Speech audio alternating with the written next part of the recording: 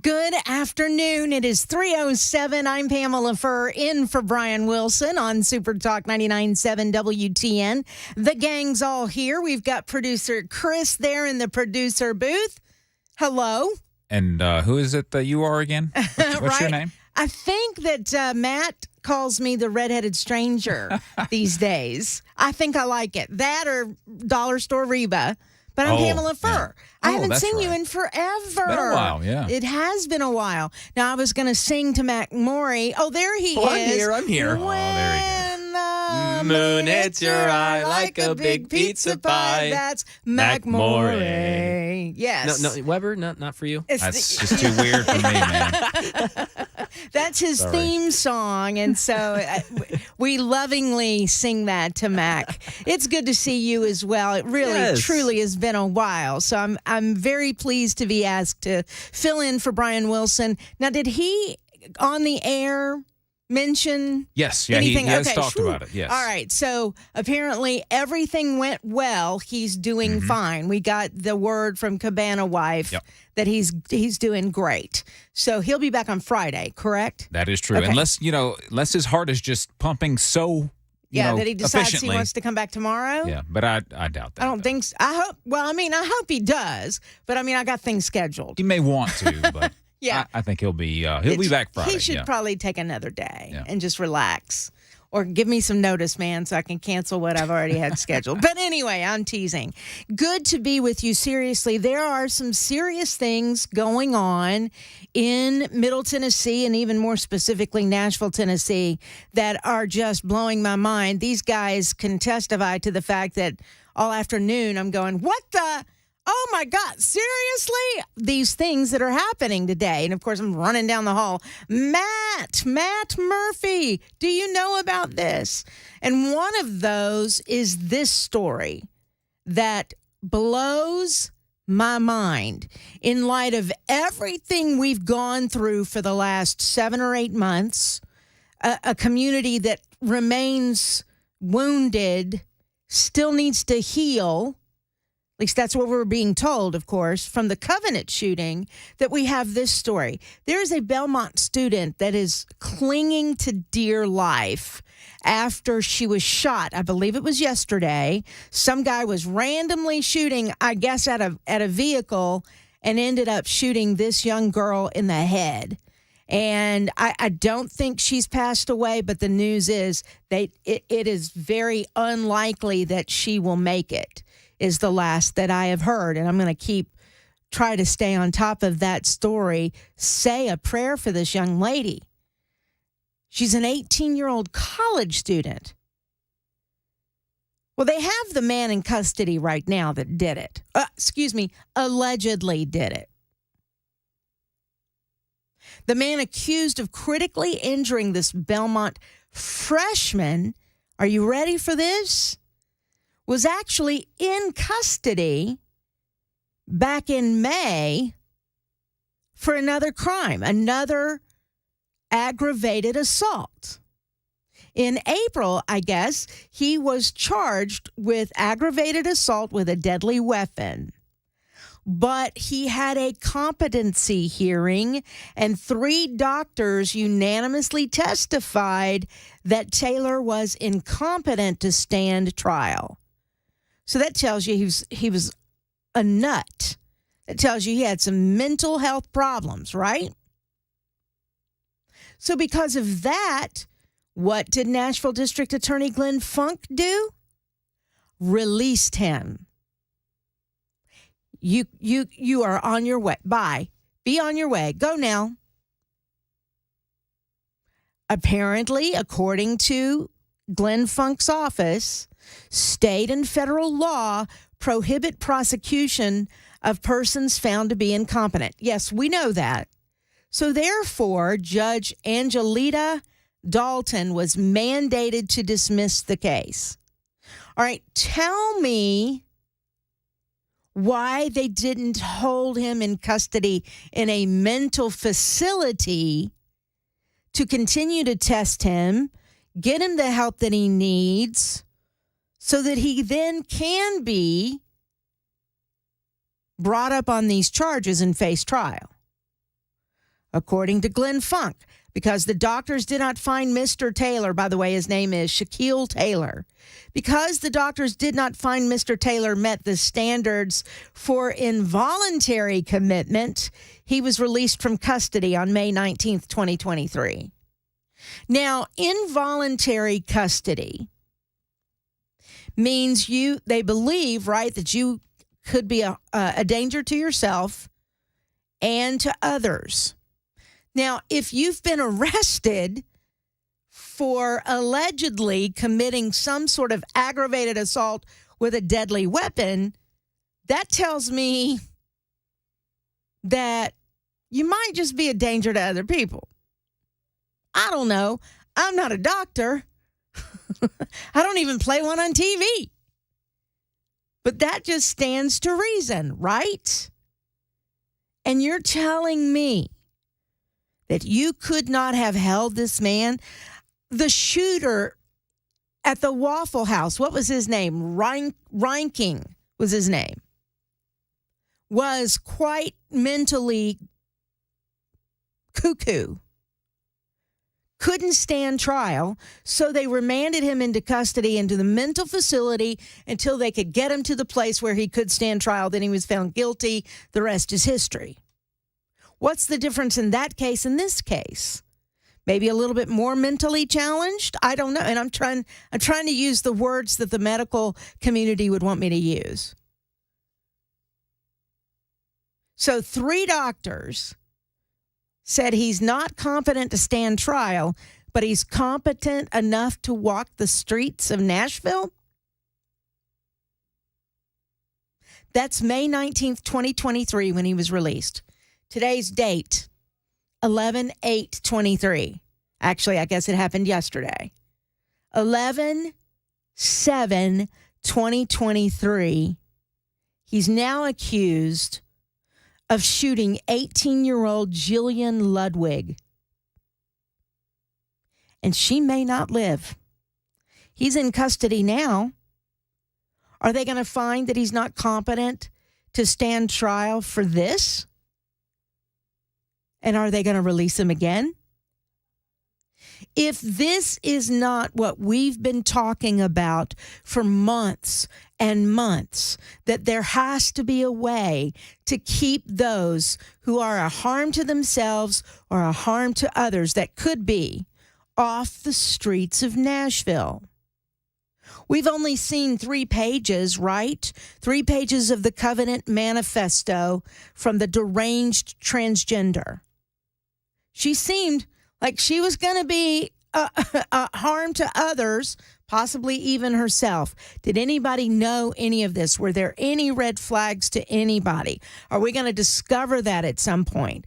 But it's that reason, covenant shooting, that we had this special session to figure out ways that we could keep those who are a danger to themselves or others off the streets of Nashville. That's what we were supposed to do. Instead, red flag laws, keep your hands off my guns, both sides fighting back and forth, and nothing got done when it comes to mental health and those who are or could be a danger to themselves and to others. Nothing. And now we have another story. People should be outraged. And I don't know whether to be outraged at the judge or at the DA. I don't know whether to be outraged at the doctors or the judge or the DA or just be outraged at all 3 of them. Because somebody in Nashville, Tennessee failed to protect. Now I'm going to cry. Crap, I hate being a girl. Failed to protect an 18-year-old girl who was here from another state studying to be something. She had just started her life. She had just begun 18 years, so young, so much ahead of her. And by the grace of God and a miracle, she can still have a life ahead of her. Let's pray The news has not been good for her. How can we face her parents in Nashville? We've allowed something like this to happen again.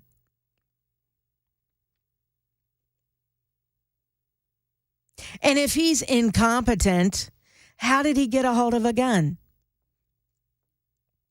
Did they take his guns away from him when he was in front of the judge? But because they had to release him, did they give the guns back? I'd like to know that. Did he steal the gun?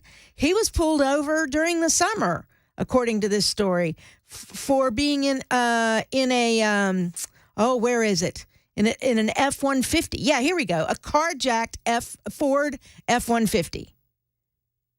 I'm sorry, I said summer. September 21st is when it happened. He was last arrested on September 21st.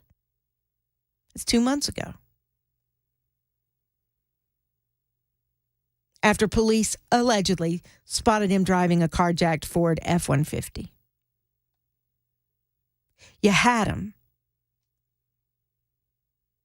and did nothing with him. And now an 18-year-old is fighting for her life. I'm wondering if Glenn Funk shouldn't stand before Nashville and explain himself rather than just a statement. I don't have faith in the DA's office at this point. I'm sorry. And I certainly don't have faith in that judge. We failed this 18-year-old and her family. It is 3:19. You can comment if you want. 615-737-9986. 615-737-9986 is the phone number. You can also super text us at that line. I think we're live on all the TVs, right? So it's Facebook, Twitter, Twitch, and YouTube TV. Did I get them all right? See, Got 'em. I remember. I got this rhythm still happening. All right, I like that. But anyway, you can do that. You can see us on TV. You can see us or hear us on the radio, and you can call in if you'd like. We failed this young girl. Say prayers for this young girl as well. She is fighting for her life. It's 3:20 on Super Talk 99.7 WTN. My name is Angela Gones. I was addicted to pills for probably 15 years. I had lost my kids. I'd lost everything. I finally hit rock bottom. I graduated in December last year. I got her back. Got full custody, everything. I love working here. I get to give back what was given to me. You know, what drew me to this place is most of the people here has been through this, so they can understand more. It helps so many lives. It gives us food. It gives us shelter. That's something that we didn't have when we came here. People here really care.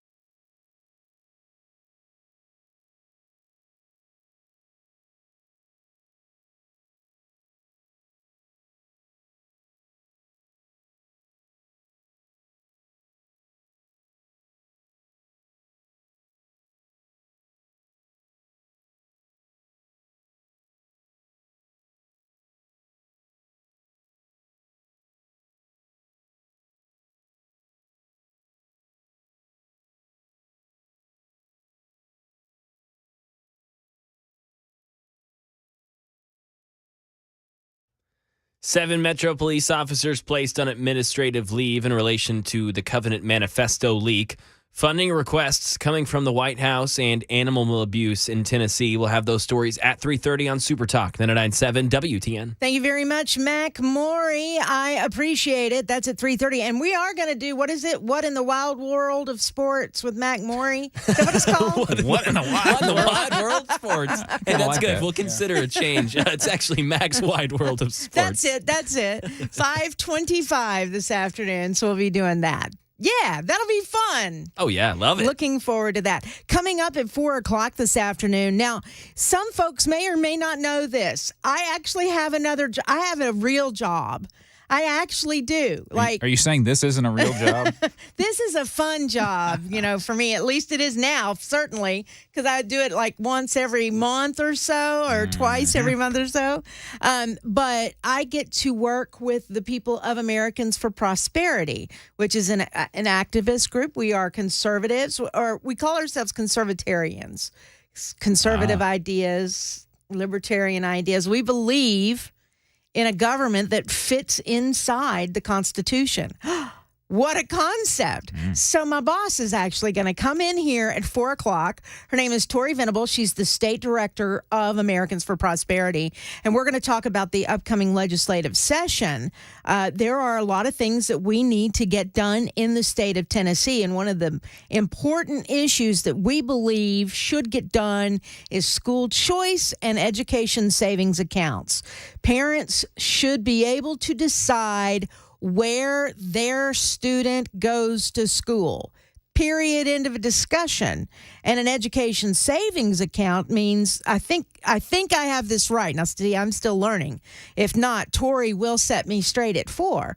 But education savings accounts means instead of $8,000 going to the school to cover your kid, you as a parent get that money, and then you can decide where it goes. So the money follows the child, instead of it going into a school that your kid is failing in, not because of the kid, but because of the school, or that kind of thing. So at any rate, we're going to talk about it. She's going to clear me up if I'm not quite well versed on it. My problem is, for me, is that I don't have children, but I hear from so many parents across this state that say this would be the ideal situation for us, because we don't want our kids going to a school that has this woke ideology. They're always talking about woke things instead of focusing on whether my kid can read, whether my kid can do math, whether my kid knows history, on and on the list we can go. So that I hear from those parents every day in the job that I'm doing now. I'm a grassroots engagement director. So I talk to people all the time, and I'm hearing from parents who fear for their children and this woke ideology that's going on in schools today. So we're going to talk about that coming up at 4 o'clock, and a whole lot of other things. So be listening for that. And then let's see. I've got a gentleman that's going to come on a little later on this afternoon, I believe, in the 6 o'clock hour, to talk about a fundraiser coming up in Kentucky, in Bowling Green. They are raising money for a police officer who is injured in the line of duty. So they're doing a benefit concert for him. And I'm always trying to support men and women in uniform, whether that's the military or that is police officers, first responders, etc. So we'll talk about that coming up as well. We also want to talk about, and we'll do this after the news, I want to talk about the latest on the Covenant Manifesto. I haven't been able to weigh in like you guys have in the last 2 days. I want to talk about those 3 pictures that we've gotten of the 3 pages of that manifesto, what it means, and who leaked it. I don't know if I care. I don't know. I'm torn on that one, because I'd be fascinated to know how it got to, of all people, Steven Crowder. If the leaker, if you're listening, you could have called me. I would have been happy to help you out here. Seriously speaking, though, I would love to know how it got to where it did, and why leak it now? Why didn't you do it 2 weeks ago? Is it, I have lots of questions. Is this just information that the leaker just got him or herself? I think we're being told it was a detective from the Metro Police Department. I think Crowder has at least confirmed that, I think. Now you have 7 police officers who are on administrative leave. Don Aaron says it's not punitive. So I have questions on that too. So we're going to talk about that when we come back. First, it's news with Mac Maury on Super Talk 99.7 WTN.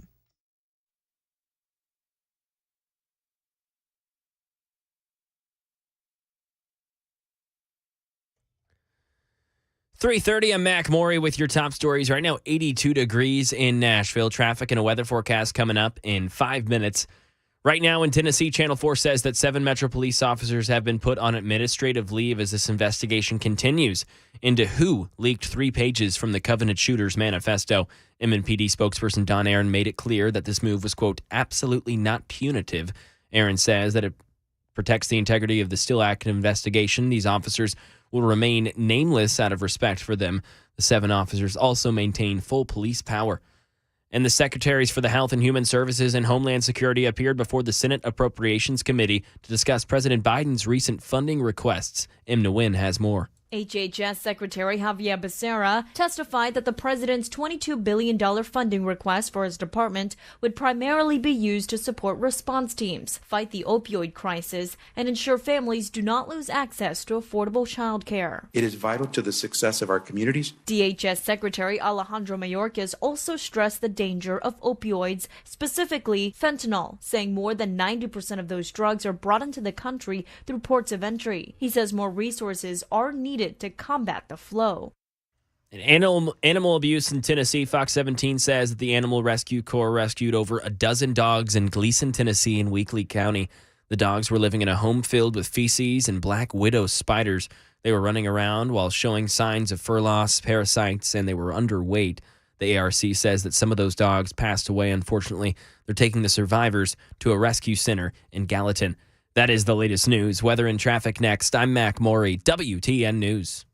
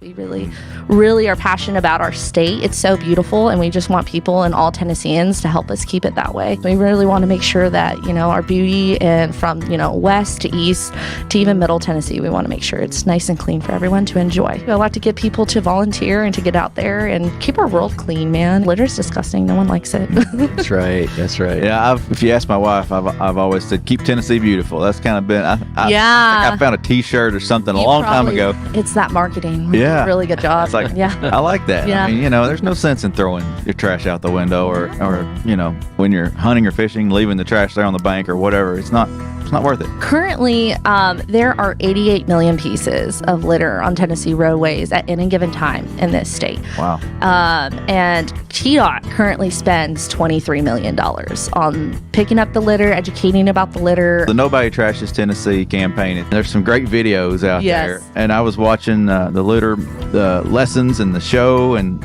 get to know the Red Plastic Cup. Tell us a bit about the campaign and some of those characters. That's pretty neat. So Red Plastic Cup, he thinks he's a movie star. Uh-huh. He thinks, he's just the greatest thing ever. So he started off with a talk show, and then he got a movie. And in our movie, he got, more characters, and we had experts, water quality expert was Sal, the smallmouth bass. Yeah. And his bodyguard is Trash Watch. And if, we can go into Trash Watch a little bit too, but love Trash Watch.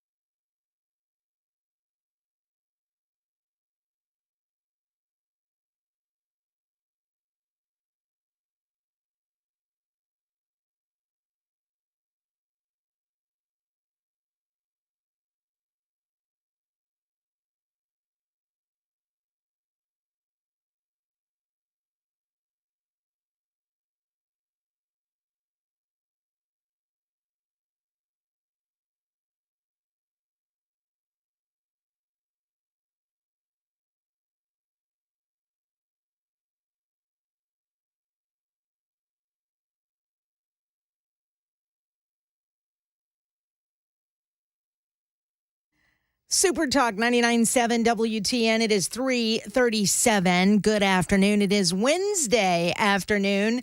It's a warm one out there, too. It's 82 degrees. I'm dressed for a cold winter's night, though, because it's freezing in here. Yeah, it's always whatever the temperature is outside, it's the opposite in here. It's the opposite, yeah. Because when it's freezing cold out there, it's just so hot in here. They don't have it regulated. Well, anyway, I don't know why I decided to bring that up or to start this segment this way. Hey, by the way, if you aren't doing anything on Saturday, there's this thing called the Bourbon Bash that's happening down there in Franklin at the factory. If you'd like to go, it's going to be a great time, and it's something that we do every year, seriously speaking. We've been doing it, since 2015, I think. It's been going on for quite a while. And so we raise money for military causes. And this year we're raising money for the Freedom and Whiskey Foundation. To explain what it does is we help transitioning soldiers, actually even more specifically transitioning special operations forces, SOF guys who, they're the elite of the elite. They're the bad A's, as Dan would say, bad A. They are the guys sometimes you don't talk about that do some seriously dangerous and spectacular work for our country, for the U.S. of A. So that's what that's about. But we do it. We raise money with bourbon. So we've got about 12 different distilleries coming.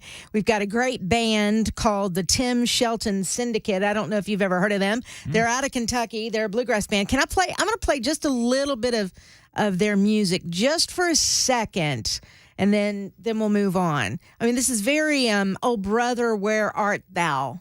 in a way.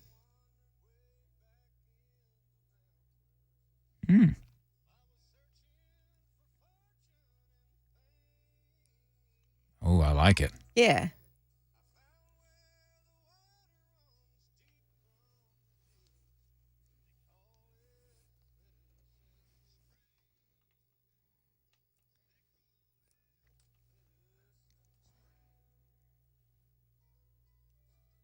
Pretty cool, huh? I mean, Nice. I like it. Oh, I love some good bluegrass. Yeah, I do too, very much so. So it's the Tim Shelton Syndicate and Ronnie Bowman. If you are a big bluegrass fan, Ronnie Bowman's actually pretty famous. And so he's going to be with us as well. And it's all Saturday night, bourbon-tix, Tix.com, bourbon-tix.com. If you'd like to go, tickets are still available. It starts at 6 o'clock at the factory in Franklin, Liberty Hall. And by the way, that is Veterans Day. I am having a major issue with this headphone thing here.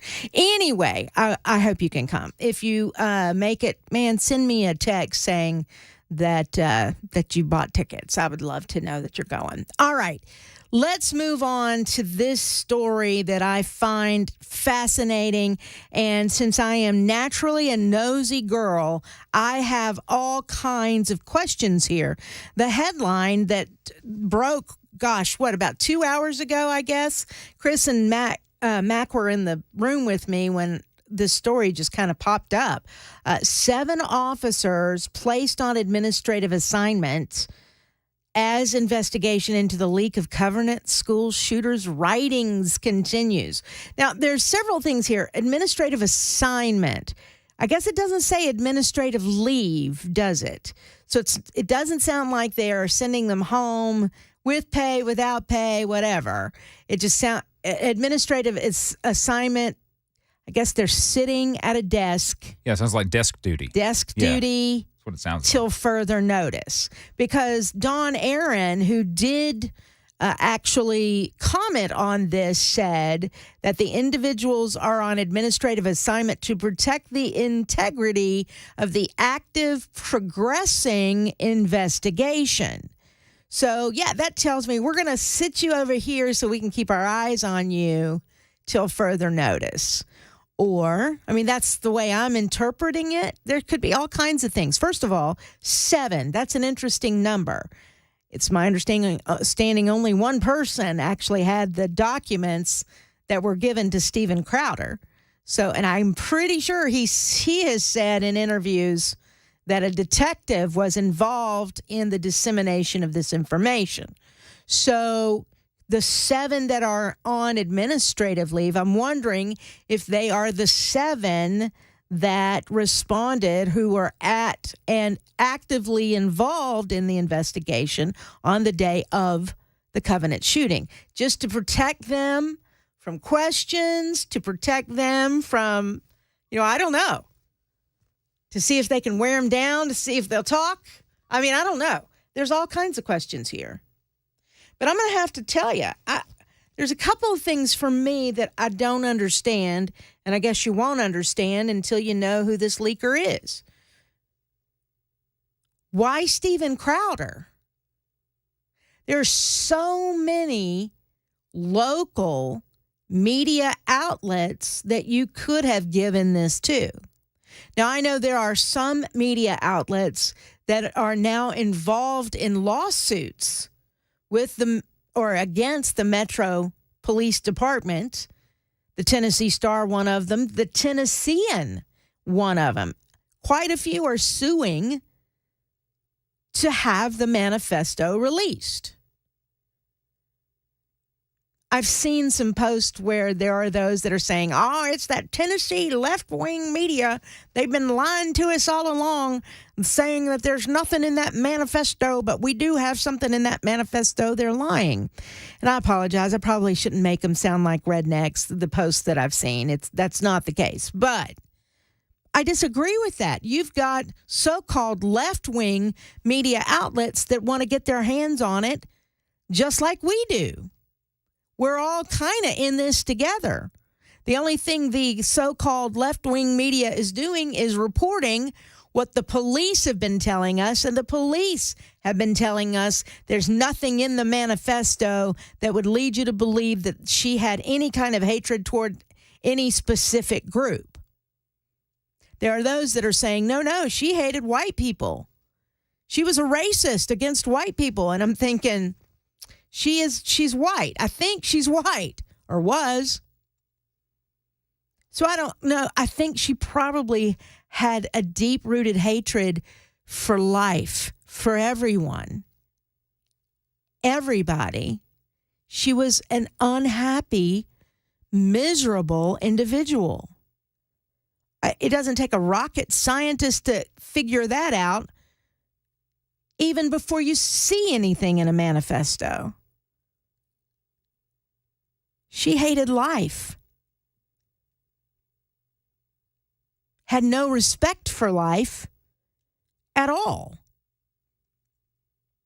You have to wonder if you're talking about a bipolar individual, because what I saw in those writings, and it's only 3 pages, were writings of a manic individual.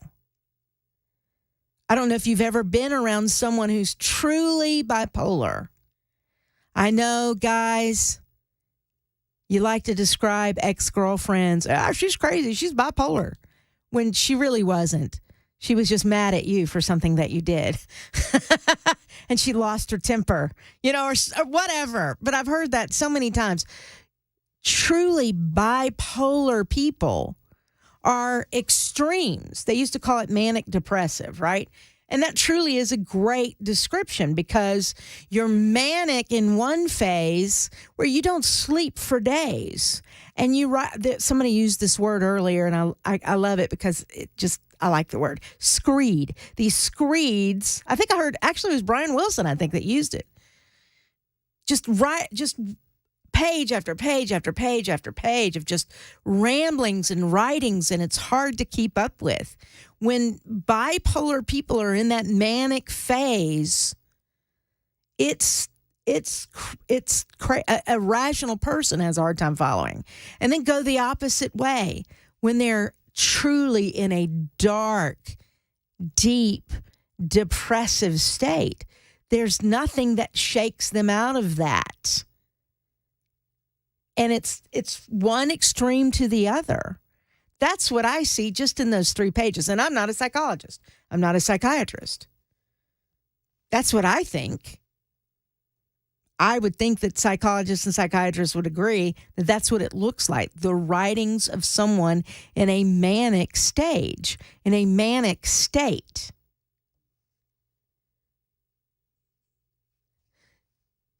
But is the leaker a hero? Is the leaker looking for 15 minutes of fame? Is the leaker someone frustrated with the process?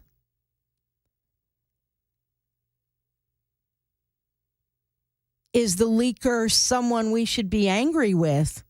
Because as some people have stated, this is putting the covenant families in a state all over again. Someone described the leaker as a viper.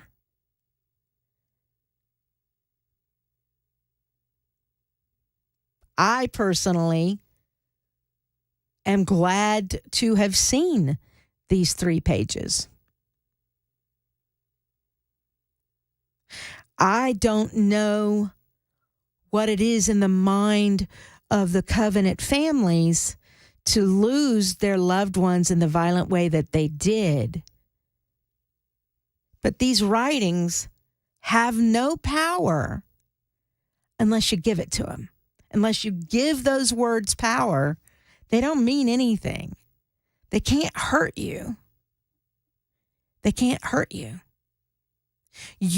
I'm speaking to the covenant families now. You've experienced the worst hurt of all by losing your loved one, your child or your husband or mother in a violent way. There's nothing more this person can do to you.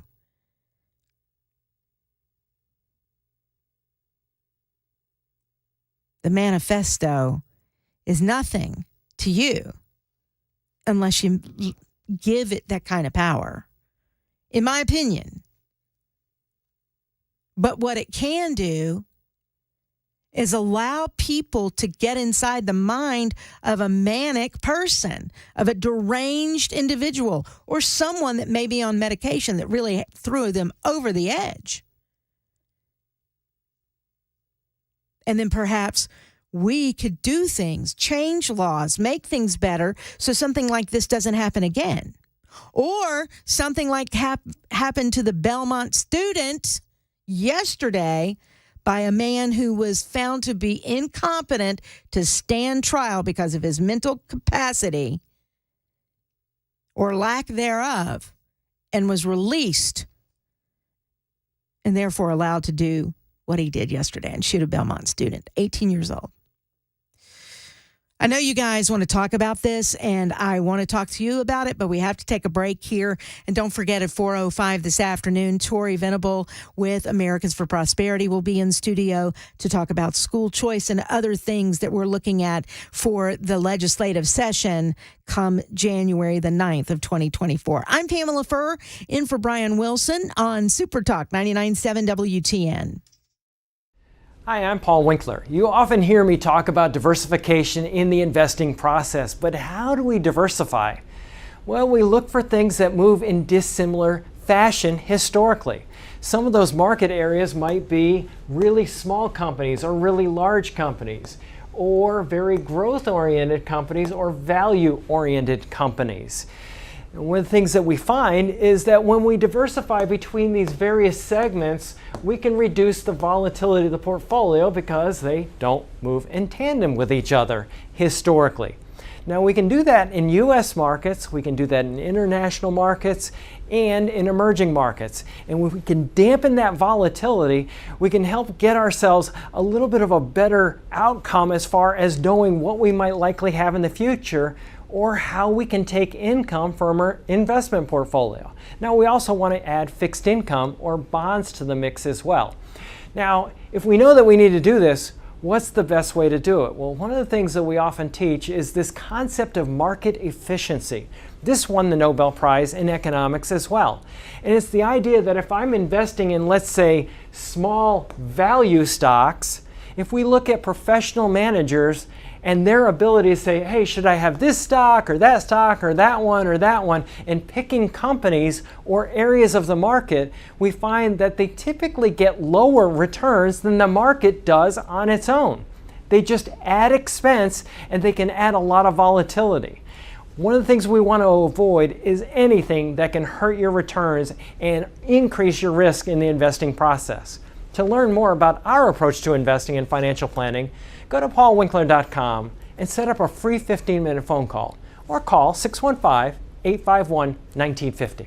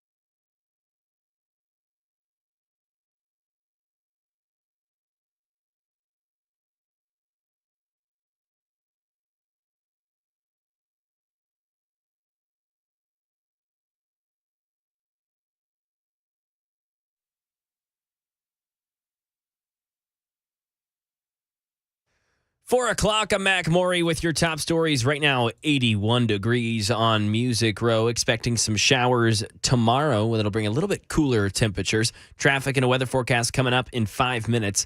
Right now in Middle Tennessee, 7 Nashville Metro police officers have been placed on administrative leave as the investigation continues into who leaked 3 pages from the Covenant Shooters Manifesto. Channel 4's Stacey Cameron brings some more information. Metro Police emphasized that the administrative move was absolutely not punitive and that out of fairness to the officers, the department is not identifying them. Now, you will recall the 3 images were leaked on social media Monday morning. Later that day, WSMV4 Investigates confirmed that they are part of the Covenant Shooters writings, and the images, they mentioned killing children, and it had a timeline of the shooter's plan for the day of that deadly shooting. And those 7 officers will maintain full police power. Metro PD also emphasized that those leaked pictures are not from the crime scene. In the nation's capital, the Republican-led House Oversight Committee is issuing subpoenas to several members of the president's family as it continues its impeachment inquiry. Stephen Portnoy has details. The Oversight Committee has sent subpoenas to the president's son, his brother, his daughters-in-law, his sister-in-law, and others who've been close to James and Hunter Biden. The White House calls the move a GOP distraction from, quote, their repeated failures to govern. Hunter Biden's attorney says his client is nevertheless eager to discuss his business dealings with the committee in a public forum and at the right time. And right now in Tennessee, a Belmont student was shot last night in the Edge Hill area. Suspect was released from custody back in May after a mental health evaluation. 29-year-old Shaquille Taylor was arrested in April on an aggravated assault charge with a deadly weapon. He was ruled incompetent for trial. Then fast forward to yesterday, where he's now been accused of shooting 18-year-old Jillian Ludwig.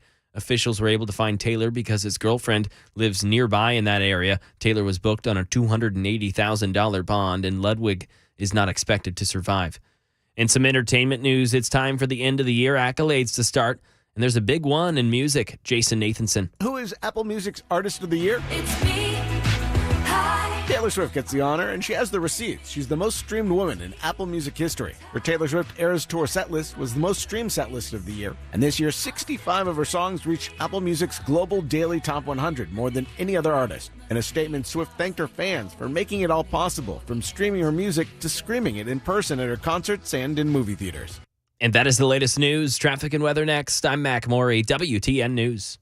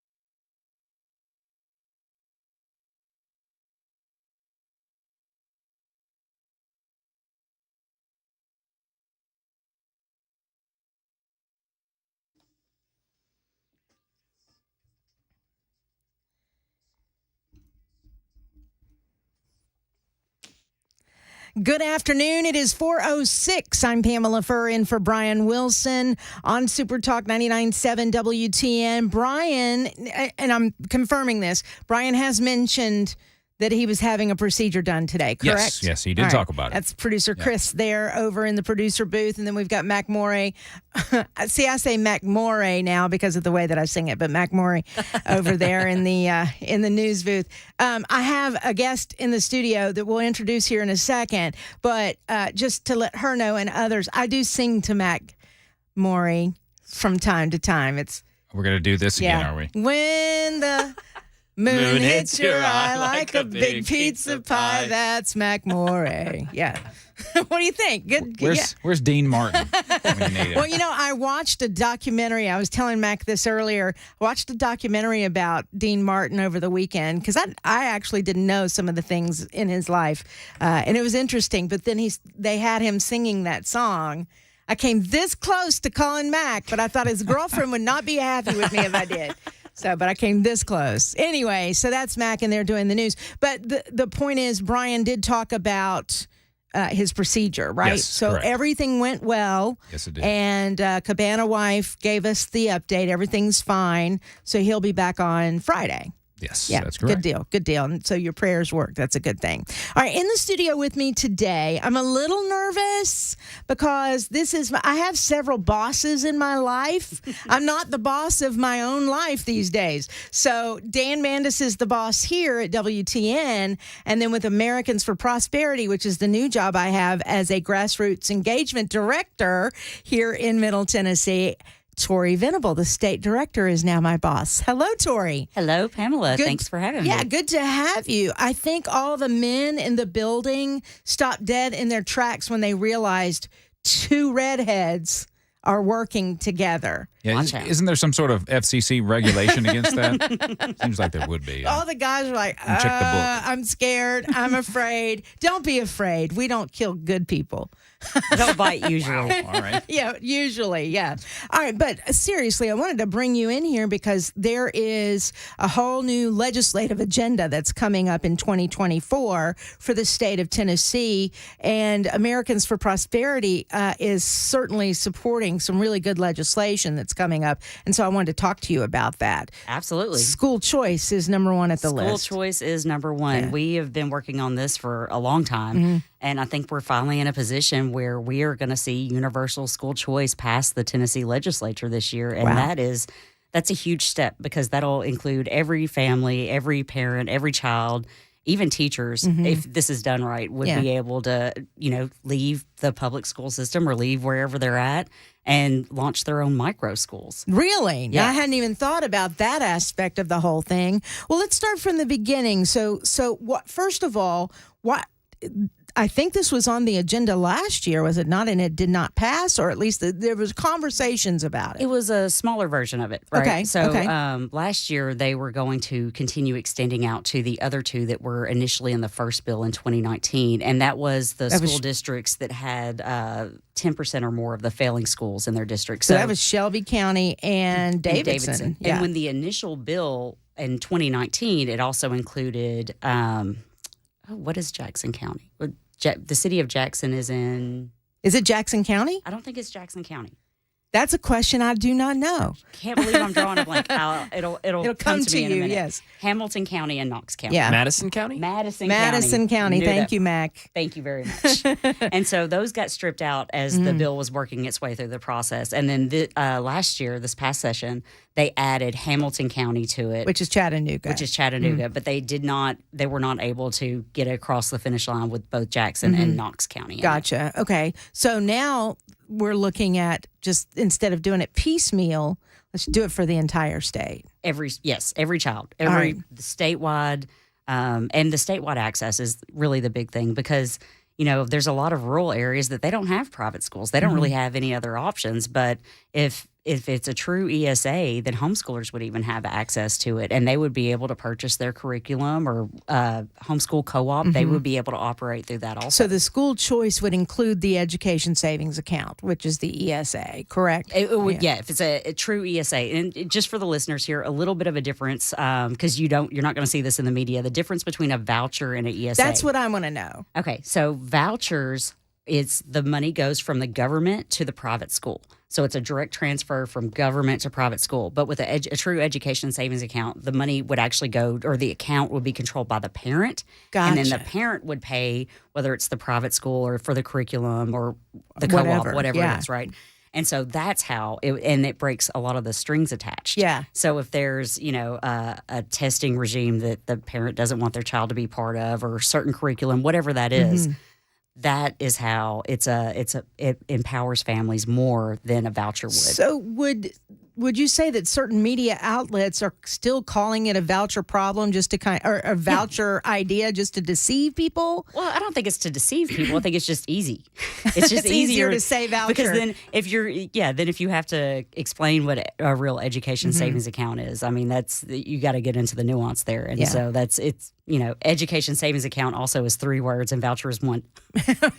Yeah, okay. Good point. It's easier. Yeah, all right. So is there any pushback from members of the state legislature to get this done in the entire state? I heard a state legislator today on this radio station say that that's going to be a heavy lift. It just depends on the committees that it goes through. We can expect it'll go through the education committee. We can expect it'll go through the finance committee. There's been a multitude of reasons why people have supported or opposed different school choice or voucher bills in the past. And so a lot of times it was because it felt like it was just a handout for Davidson and Shelby County. So I think that by making it universal and giving all families access to it, we actually have a much better shot, more like turning the impossible to the inevitable type shot. Nice. Well, I know that I've talked to many parents. I don't have children, but I've talked to many parents across this state. And I know you have, with AFP being a grassroots organization.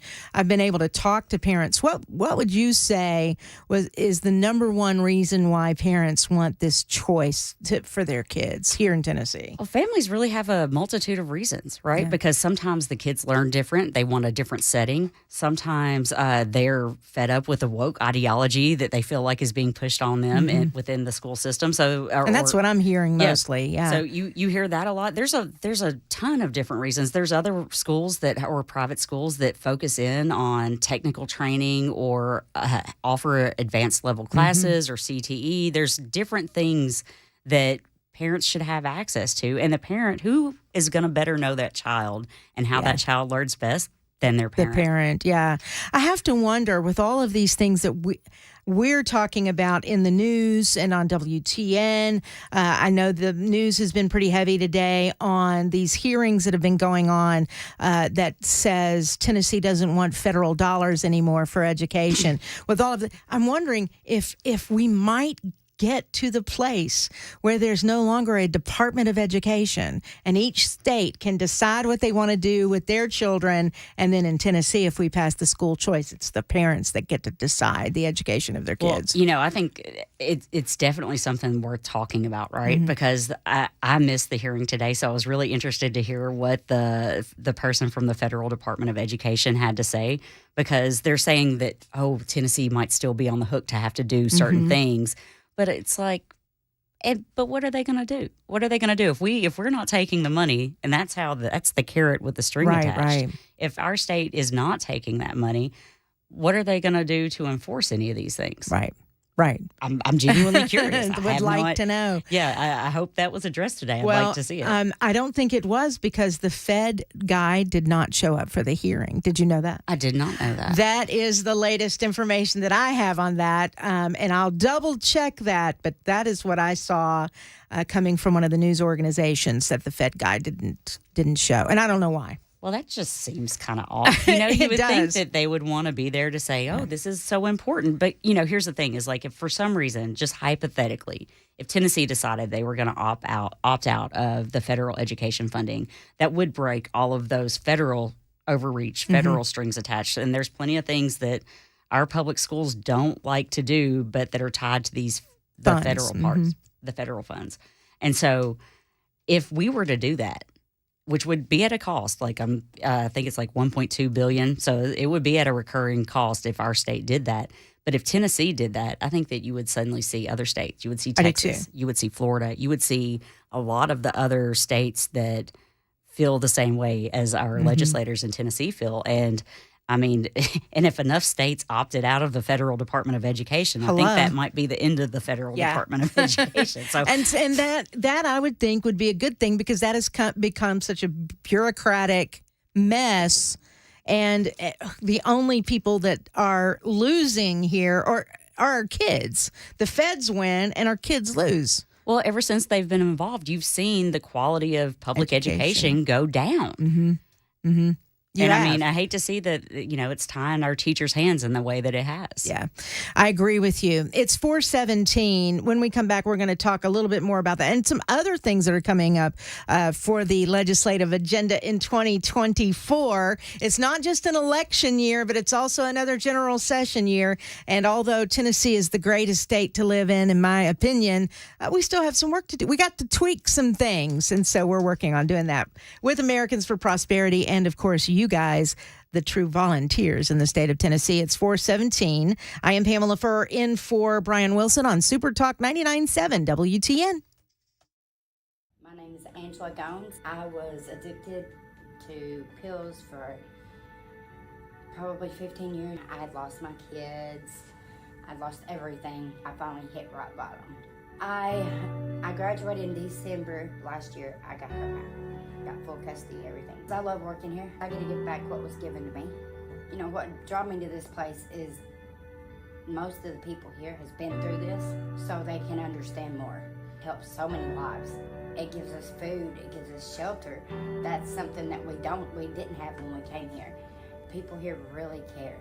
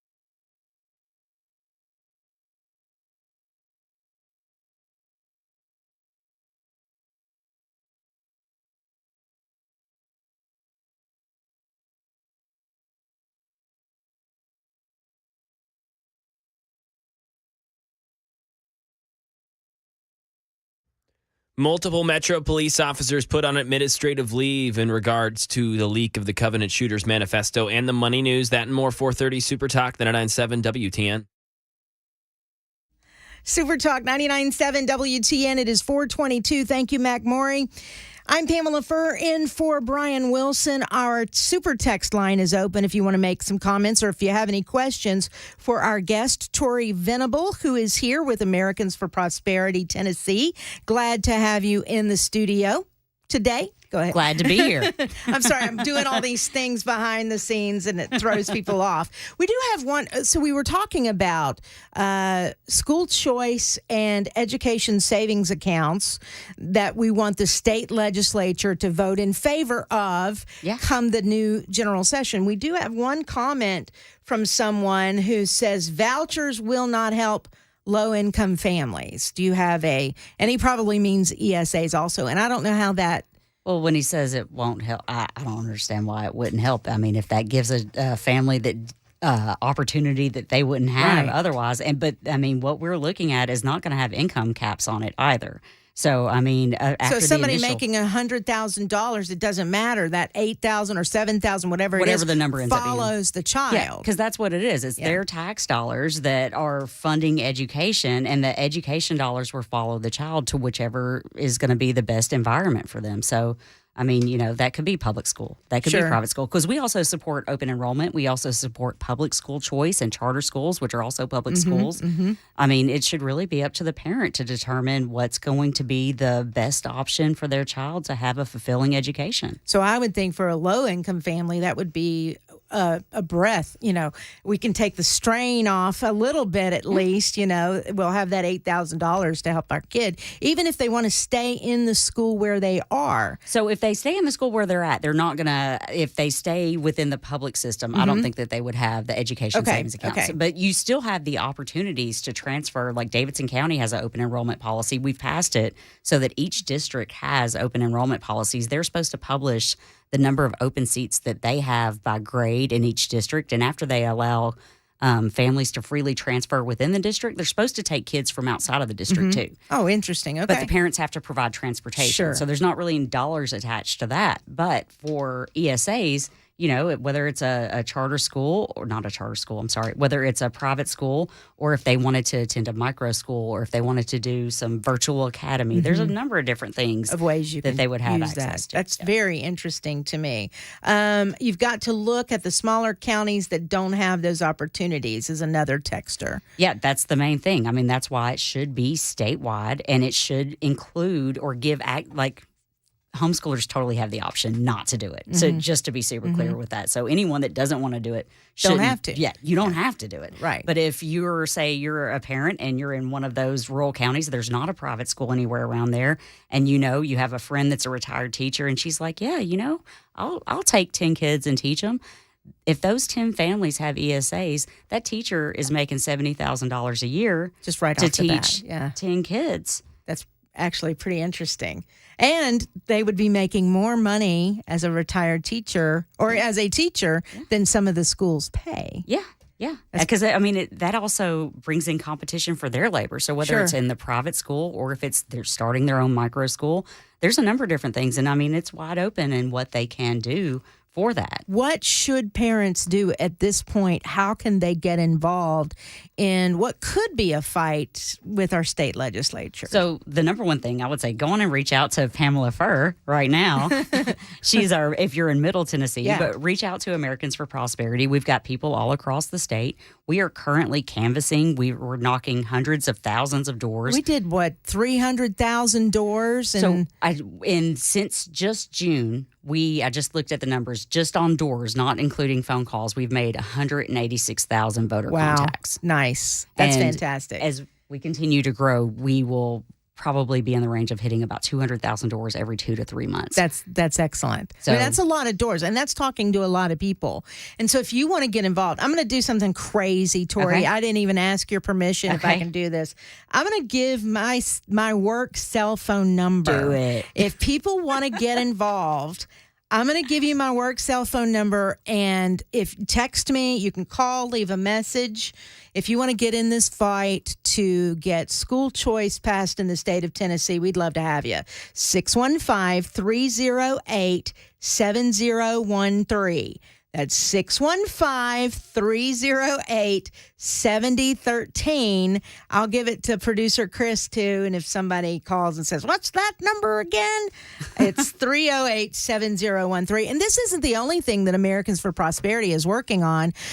One issue that is near and dear to my heart, and it's a lot because of Phil Valentine, quite frankly. Phil got very involved and started to do some research on property taxes and why we continue to pay property taxes on a piece of property that you've been there for 30 years, 40 years, and you're still paying taxes on it. For couples that maybe don't have children anymore in the school system. So why am I still paying property? That kind of thing. So anytime property taxes pops up, I just remember Phil. AFP is getting involved in something that has to do with property taxes. Yeah. Explain that. All right. So this bill actually passed the House last year or this past session. So it'll be up in the Senate this year. And what we would like to see is a constitutional amendment that would be on the 26th statewide election, a constitutional amendment for voter approval to ban a statewide property tax. And the reason why this is important is right now we do not have a statewide property tax. And nobody's pushing for it. No one's, well, I mean, you can see in the pushback that we get that they want to keep the door open for it, which should really concern everyone. You already pay local taxes. You pay local property taxes. You pay it to your city, your municipality. You pay it to your county that you live in. Right. But it hurts every year that comes around for me, too. It hurts. The state level, per our state constitution, it is open, like that is an opening in our state constitution. So I was actually talking to Rob Mitchell, who's our Rutherford County property tax assessor, and he had discovered this quite some many years. All it takes is one vote in the legislature, and they could institute a statewide property tax on top of your local property taxes. No kidding. So this is why we want to go the Marsha Blackburn route and go ahead and ban a statewide property tax, just the same way as we banned an income tax here in Tennessee.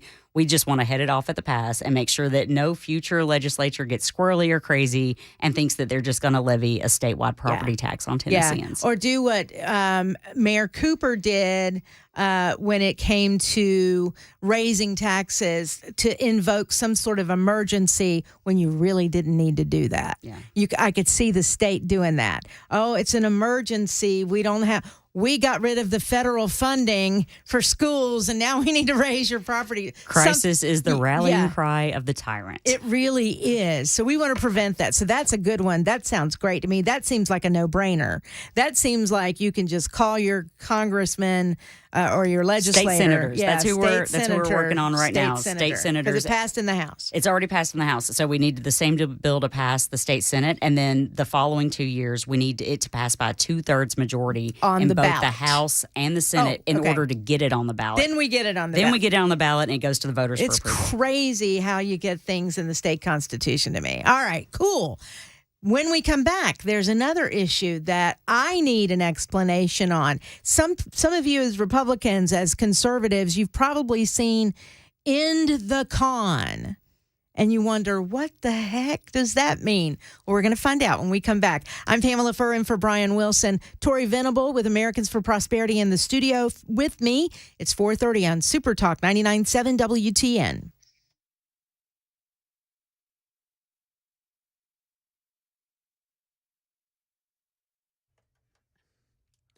30 minutes after the hour, 4 o'clock, I'm Mac Morey with your top story. 79 degrees in Nashville. Full weather forecast, latest traffic report on the way in 5 minutes. Right now in Tennessee, 7 Metro police officers have been placed on administrative leave as the investigation continues into who leaked 3 pages from the Covenant Shooters Manifesto. MNPD spokesperson Don Aaron made it clear that this move was absolutely not punitive. Aaron says that it is to protect the integrity of the still active investigation. Officers are not going to be identified out of respect to them. These 7 officials also maintain full police power. Now over to the money news. Here's Daria Albinger. Stocks drifted again in a day of mixed trading. The Dow fell 40 points, the Nasdaq rose 11, and the S&P added 4 for the session. Eli Lilly jumped after getting U.S. approval for a weight loss drug, while Warner Brothers Discovery sank after reporting a worse loss for the last quarter than expected. There was a flurry of earnings reports after the close. Chipmaker ARM Holdings reporting better than expected numbers in its first quarter as a publicly traded company, and the Walt Disney Company's third quarter earnings missed the mark. Disney is the parent company of ABC News. Crude oil prices continue to fall and are back where they were in July. The Culinary Workers Union in Las Vegas reached a tentative deal with casino giant Caesars just days before tens of thousands of hospitality workers could walk off the job and onto the picket lines. Deals have yet to be reached with MGM Grand and Wynn Resorts. And that is the latest news, traffic, and weather on the way. I'm Mac Morey, WTN News.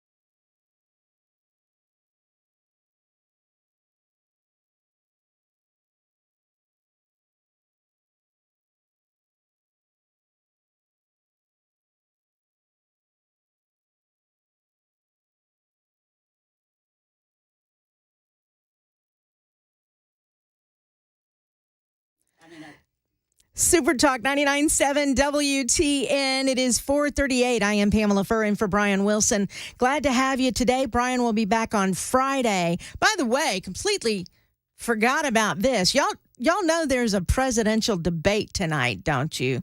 Did you know that? Sure. Exactly. I mean, whoa. Anyway, so the Republican presidential primary candidates are debating once again tonight. I think they're in Miami, aren't they? And so I'm going to be watching, and I'll report back tomorrow, I guess, some of the things that they say.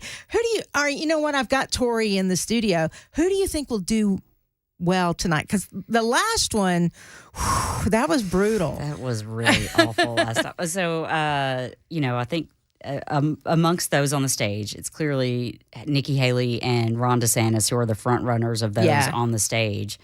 I mean, I'd be interested to see, I don't know, them not interrupting each other every 3 seconds. That's what I'd be interested in. That's what I want to see. Exactly. And then I guess I'm going to put some money somewhere. Does somebody do gambling? Wait a minute. Predict it. That's what it is.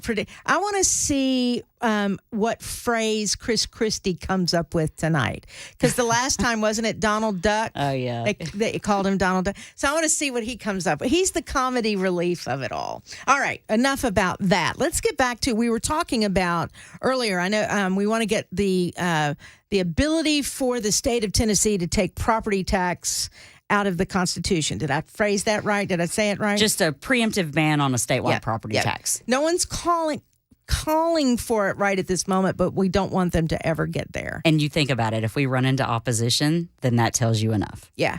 Doesn't it, though? Doesn't it? And then we also talked about school choice and ESAs, education savings accounts. And we have someone on the line that wants to ask a question about a comment that you made a little earlier. I'm talking to Tori from Americans for Prosperity. She's the state director, and she's my boss. Hey, Glenn in Gallatin, welcome to the Drive with Brian Wilson.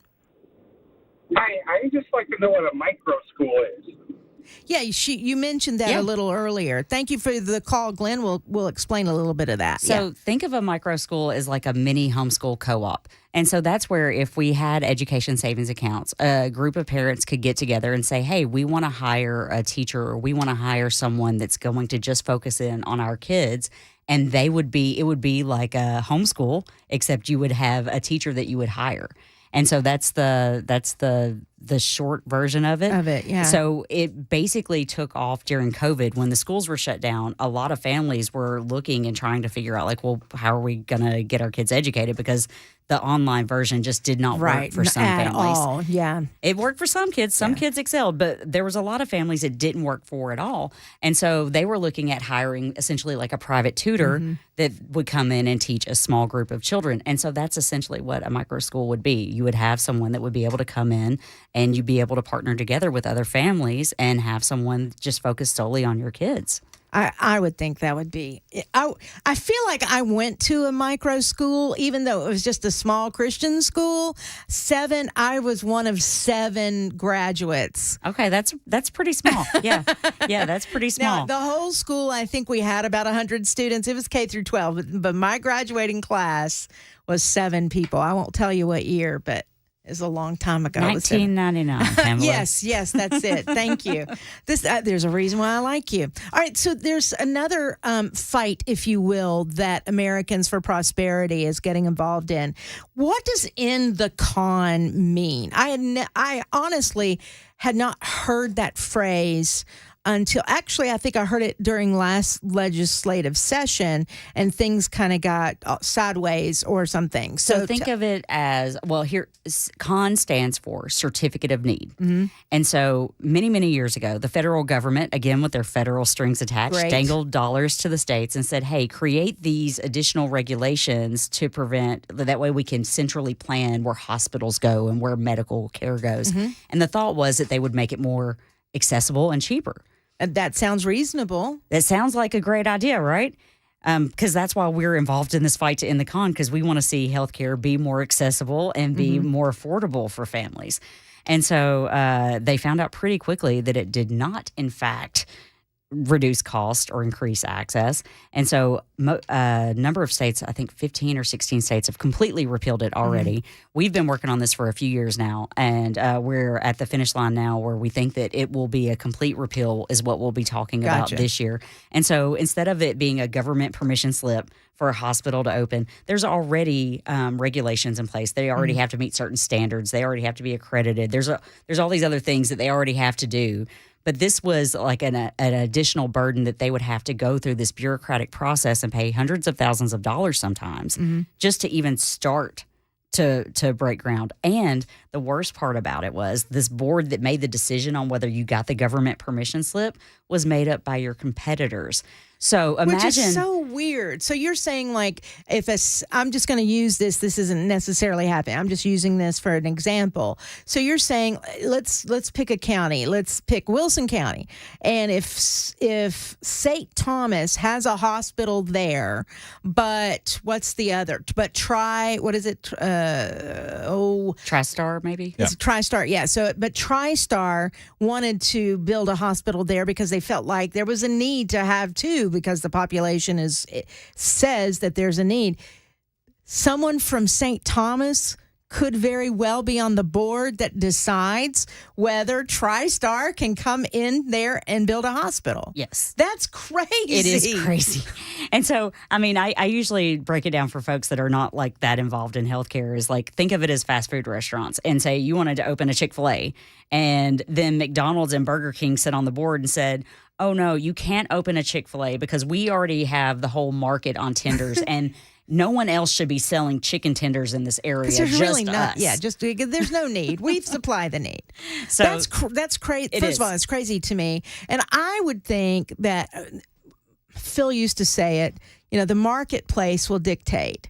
So if you build a second hospital or a healthcare practice, whatever, in a particular area, and there wasn't the need, they'll go out of business. Yeah, and you know these hospitals, especially like a lot of the healthcare facilities, they have it's a business, right? So they are looking at the population center, they're looking at where they want to build, and they're figuring out whether it's going to be a feasible business plan or not before they're not just going to go build a multi-million-dollar hospital if there's nobody there for them to serve. Right. So Americans for Prosperity is for people getting a choice on those kinds of things like healthcare. I should be able to choose whether I want to go to this hospital or this hospital that's over here on the other side. It's a competitive marketplace. And at the very least, you shouldn't have your competitors vetoing whether or not you can open your business, because that is very anti-free market. Yeah, very much so. And Americans for Prosperity is very much a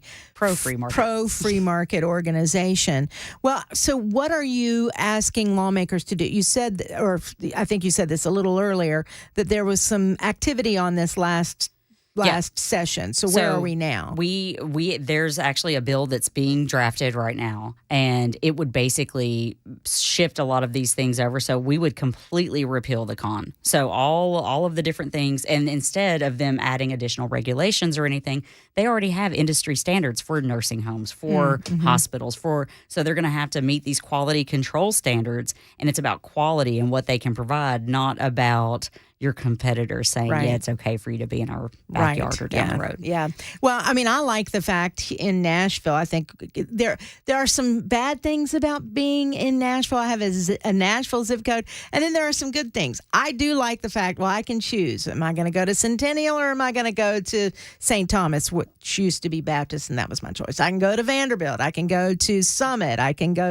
There are many places you can choose. And the reason it was like that in Nashville is there was more population centers. Yeah. And since there was a denser population center, they didn't have as much trouble getting these through the con process. Gotcha. So when you look at rural areas, especially rural hospital areas, and even another piece of it, you had a lot of rural hospitals that shut down, previous years gone by, and they held on to the certificate of need, and then prevented other hospitals from opening in their place, essentially denying care to the people in these rural areas. Even though they shut down. Yeah, because they said maybe one day they might open a hospital again. Oh, my goodness. Oh, I did not know that. Well, see, that's terrible for rural counties of Tennessee. Yeah. Even though we don't see that here in the Middle Tennessee area, other parts of the state are, I would say, are suffering because of that. We did some reforms a couple of years back, and those have been gradually implemented in. And so now that we've got past the reforms and that it's improved.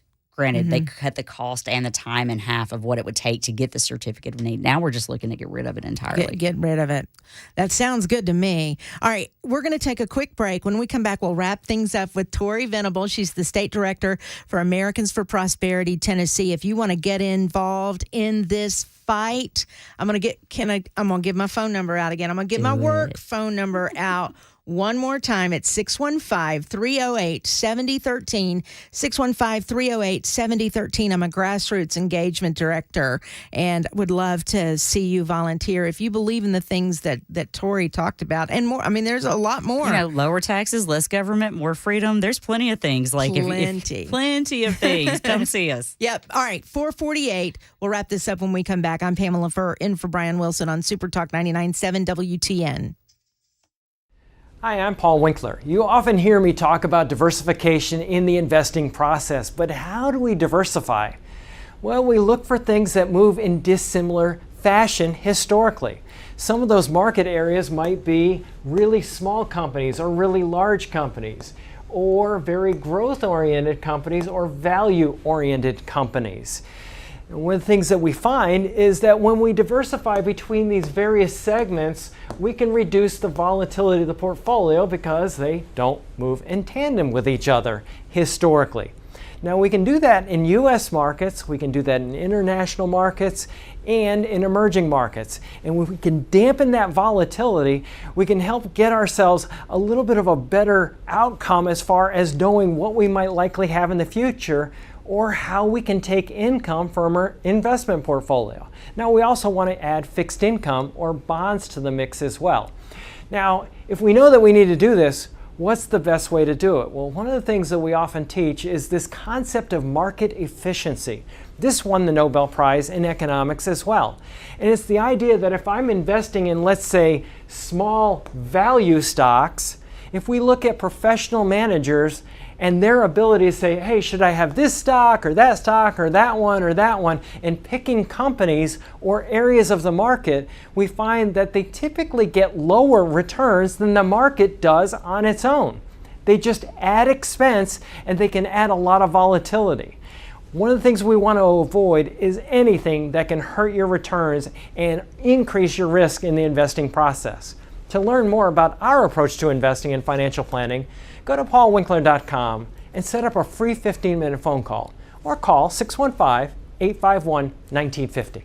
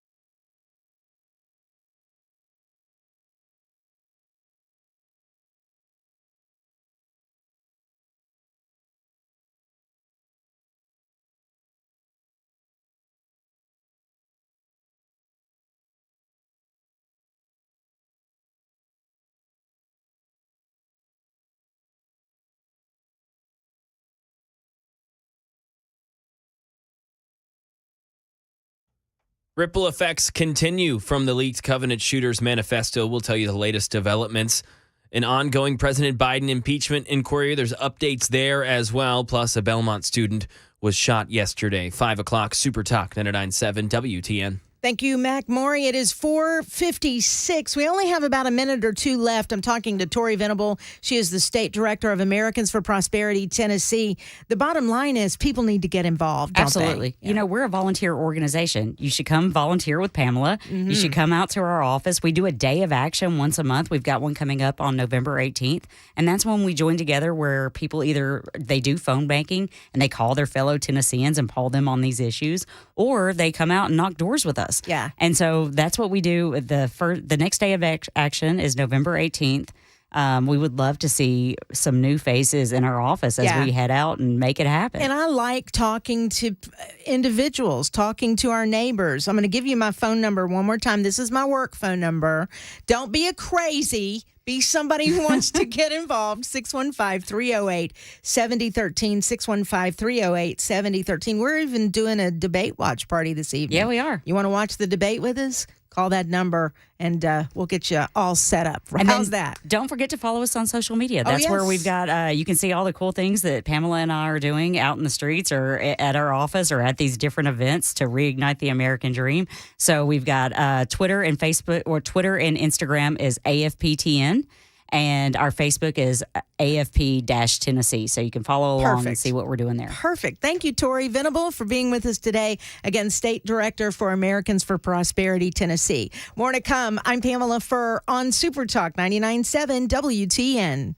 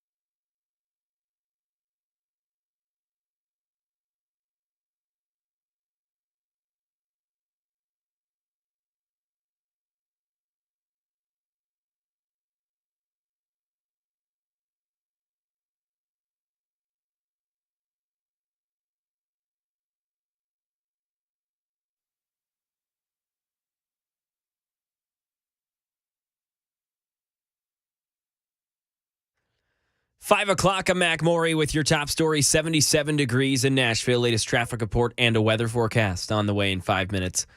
Right now in Middle Tennessee, 7 Nashville Metro police officers have been placed on administrative assignment as the investigation continues into who leaked 3 pages from the Covenant Shooters manifesto. Channel 4 Stacey Cameron brings some more info. Metro Police emphasized that the administrative move was absolutely not punitive and that out of fairness to the officers, the department is not identifying them. Now, you will recall the 3 images were leaked on social media Monday morning. Later that day, WSMV4 Investigates confirmed that they are part of the Covenant shooter's writings, and the images, they mentioned killing children, and it had a timeline of the shooter's plan for the day of that deadly shooting. Those 7 officers will maintain full police power. Metro PD also emphasized that those leaked pictures are not from the crime scene. In the ongoing President Biden impeachment inquiry, Chairman James Comer of the House Oversight Committee announcing a string of subpoenas today targeting members of President Biden's family, including his son Hunter and his brother James Biden. Jay O'Brien is on Capitol Hill with more. Abby Lowell, who's the attorney for Hunter Biden, in a letter that to the Speaker of the House, the newly minted House Speaker Mike Johnson, that came out even before these subpoenas were issued today, he asked Johnson to intervene in this impeachment inquiry, accusing House Republicans of playing politics, saying that they've been making, in a sense, mountains out of molehills and saying that that is malfeasance. And he asked the Speaker to step in and stop all of that. Mike Johnson obviously strongly behind this impeachment inquiry, and no signs he's going to take Abby Lowell up on that offer.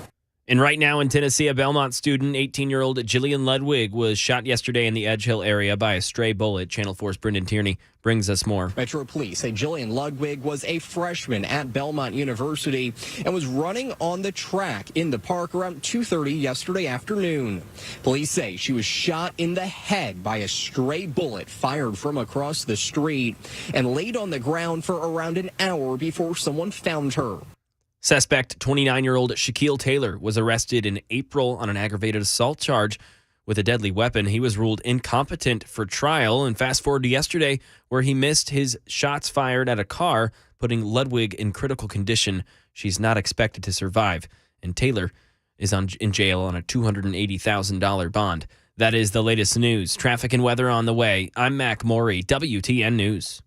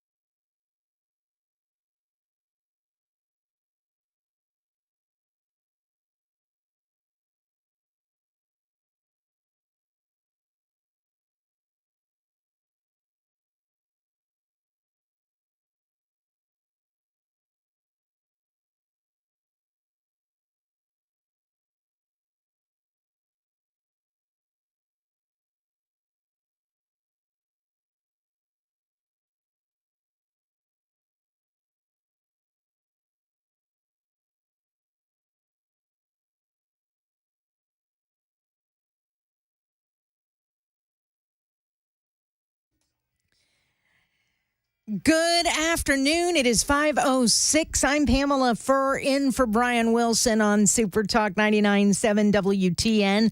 Our phone number 615-737-9986. You can reach us on the Super Text line that way, or you can call into the show as well if you'd like to do so. You can also find us live on camera and everything, right?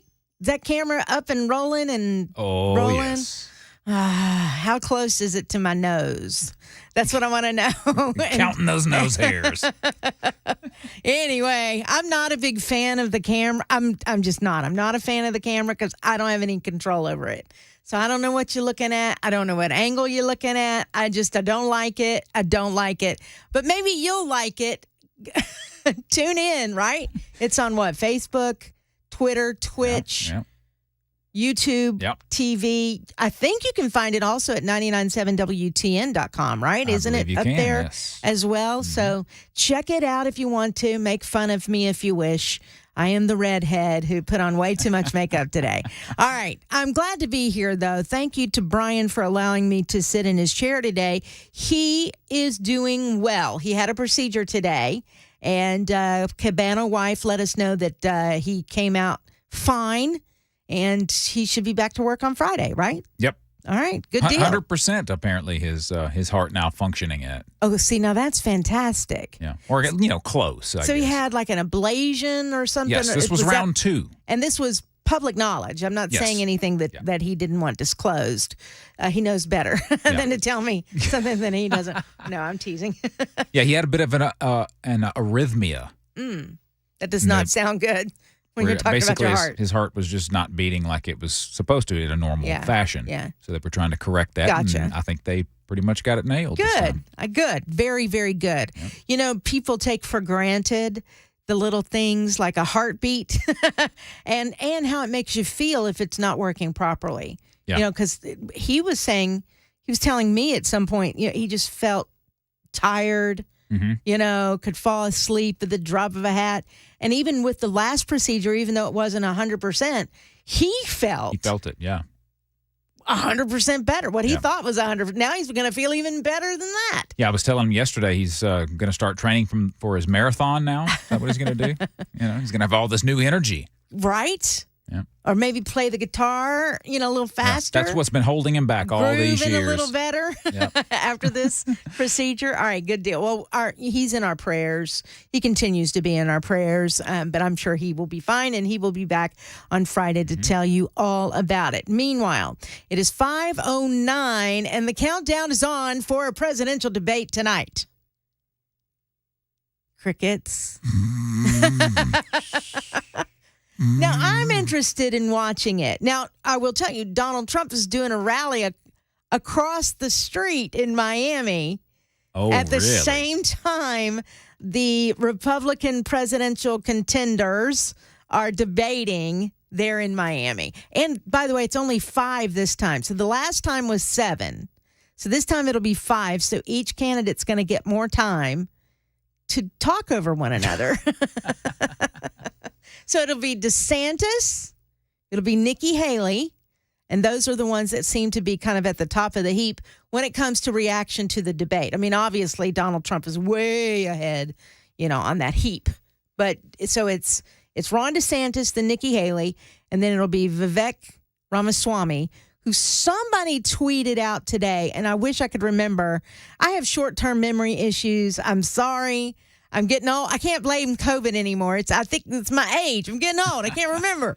So I can't remember who tweeted it, but somebody brought up the idea of Vivek Ramaswamy, if I'm saying his name right, becoming the RNC chair because he is young, vibrant, has a lot of good ideas, and could possibly raise a lot of money. Because after what happened last night, a lot of people are calling for the current RNC chair, Rona McDonald, whatever the heck her name is, for her to resign. Now, she just got reelected to run the RNC, to chair the RNC. So I find that interesting. But they're like, no. After what happened last night and how dismal Republicans fared in the elections that were happening yesterday, a lot of people are blaming her. So I say all that to say Vivek Ramaswamy, RNC chair, question mark. That's an intriguing idea. But he will be on the debate stage tonight. Who else? That's 3. Oh, Chris Christie and Tim Scott. Those are the 5 that'll be on the stage tonight. So maybe it'll be a little better. At least you're not going to have Pence going, hello, are you going to talk to me? Hello? Yeah, I am former VP over here. No, I'm teasing. I don't know.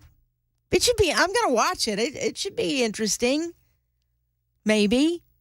We'll see. But, DeSantis and Haley will probably go after one another.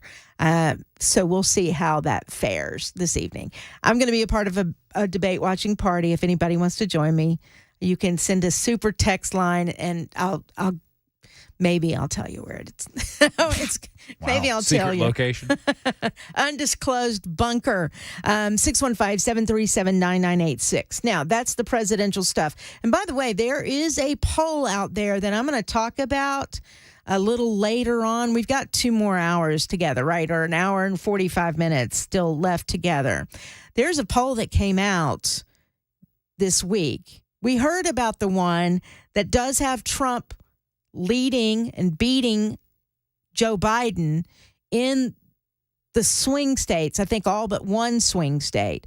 But have you heard how the polling fares in those swing states when you put RFK Jr. in the mix? That is a little eye-opening and a little troubling if you are a Republican.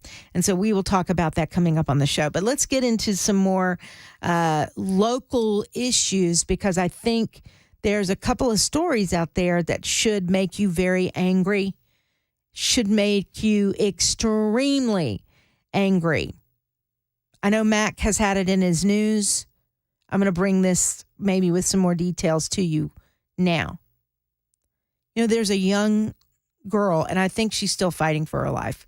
I don't think she has passed away yet, although there are those that are saying it's not looking good for her. 18 years old, freshman at Belmont University. Belmont, just right up the road here from the radio station. Just right off of Music Row. Right up there. Belmont, a really world-renowned university. A lot of kids go there to get into the music business because they have a very good music business program. But there are other things that they do really well at Belmont University, but they're known for their music program. 18-year-old, just starting out, just getting a handle on maybe what she wants to do with her life that she has not lived yet. Hit with a bullet in her head by a guy who was shooting at a car. Now, we don't know if he was shooting at that car because he thought he knew somebody in that car, if he was trying to carjack the car, if it was just random because he's a nut. Don't know.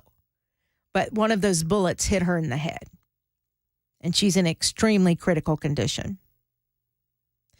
He's in custody. The police have found him. His name is Shaquille Taylor. He's 29 years old. And I am going to tell you his race just because it's relevant. I think it's relevant. If he were white, I would think it would be relevant. And I'll tell you why here in a minute. But he's a black man. And he is being held on a $280,000 bond. In jail, in custody. He is charged with aggravated assault and tampering with evidence. Don't know what that part's about. We can find out later. The story's bad enough, just the way that I told you. But check this out. This man accused of critically injuring this Belmont freshman was actually in police custody back in May and was charged with aggravated assault with a deadly weapon back in May, actually in April. But in May, he was released from custody. Bye-bye. Here you go. Off you go now. See ya. Why? Because it was determined that he was not competent to stand trial. So they dropped the charges and let him go. Nashville District Attorney's Office prosecuted 29-year-old Shaquille Taylor on an aggravated assault with a deadly weapon charge, and then at a competency hearing, 3 doctors determined that he was incompetent to stand trial, so the judge dismissed the case. And in a statement from Glenn Funk's office, the DA here in Davidson County, in a statement he said, quote, because the doctors did not find Mr. Taylor met the standards for involuntary commitment, he was released from custody on May 19th, 2023. If I could cuss on the radio right now, I would. Let me take a phrase from our beloved Phil Valentine. That is bovine scatology. That is BS, my friend. Months later, by the way,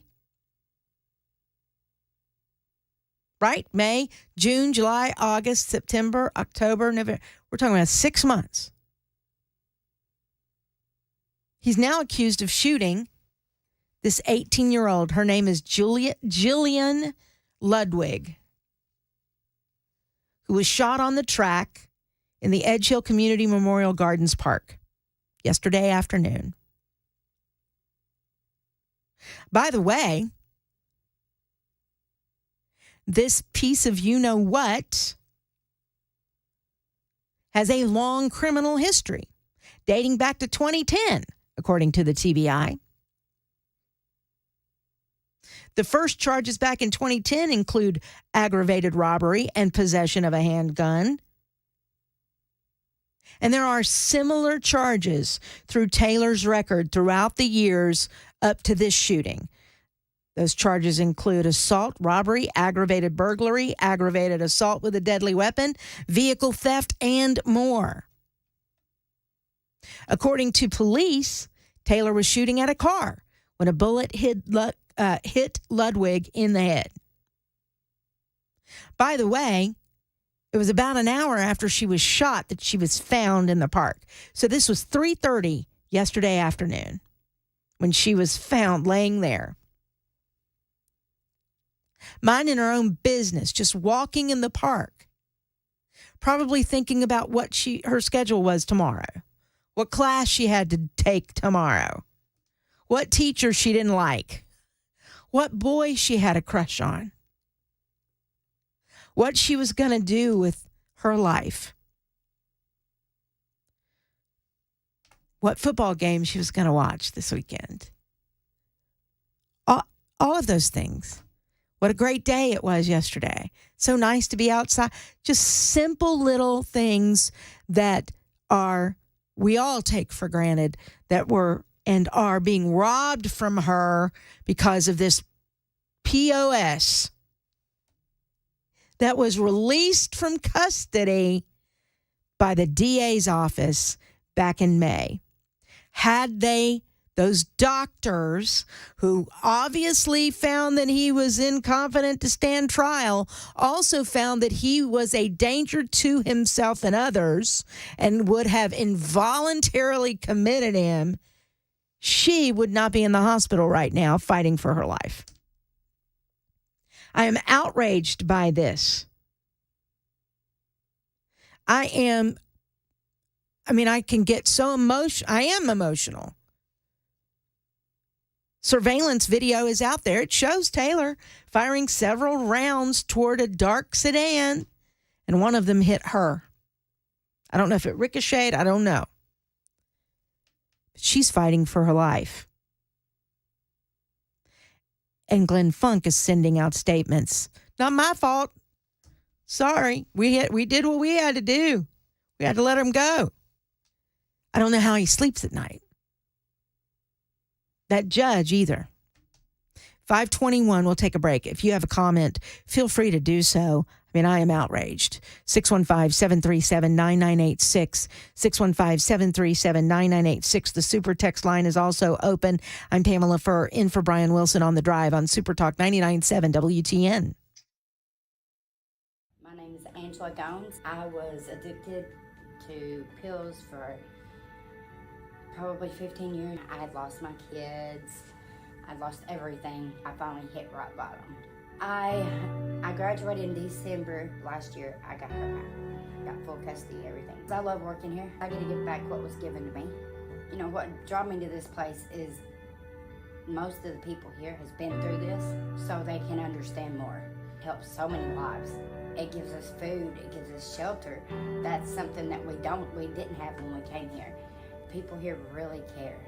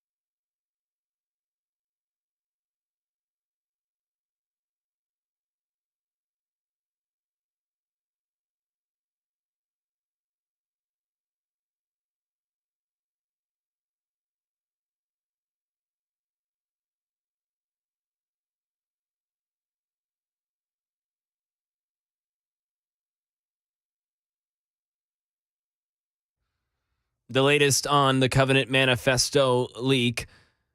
And we've got some more news concerning crime in Tennessee. That's at 5:30 on Super Talk 99.7 WTN. Oh, I know what that music means.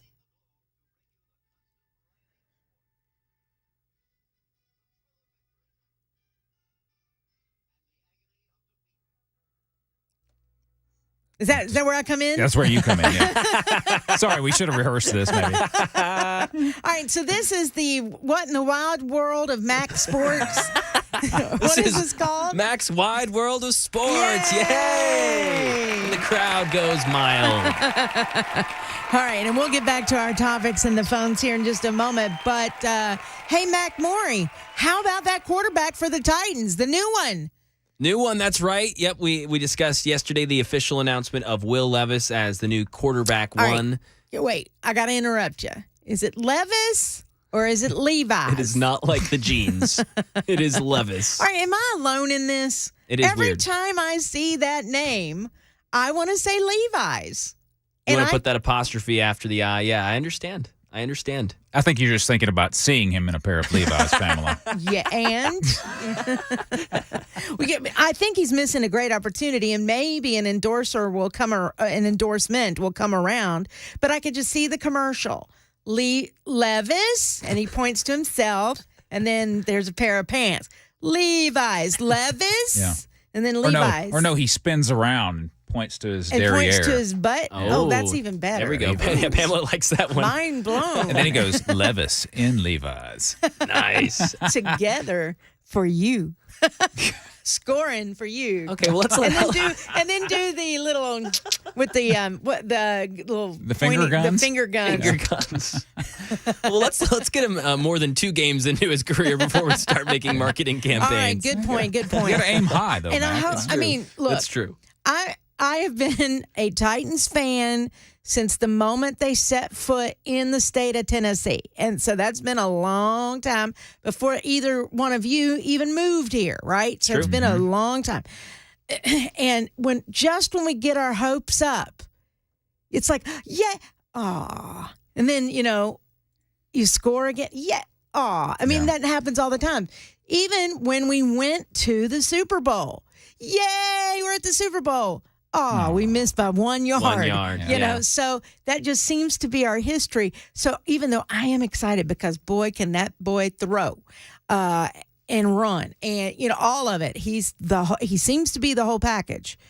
I'm a little reserved because I just want to see it continue. Yeah. Does that make sense? And I mean, a similar thing happened just a few years ago with Marcus Mariota. Right. I mean, he was the hope. He was like, finally. Yeah. Yeah. And it just didn't pan out. It fizzled. The difference I'd like to point out, because I've heard that comparison now, the difference I'd like to point out is this is the 33rd pick in the draft, not the first or the second pick in the draft. Yeah. This is there's maybe a little bit less stakes here, and which is kind of good for the Titans in a way, and also kind of good for Will Levis because the spotlight's on him here in Nashville. But you look at nationally, people are looking at Texans quarterback C.J. Stroud, the number 1 pick overall. People are looking at Anthony Richardson, a top 5 pick out of Florida. So not as much pressure on him from a national standpoint. Exactly, because he's the fourth most popular quarterback in the division, let alone the league.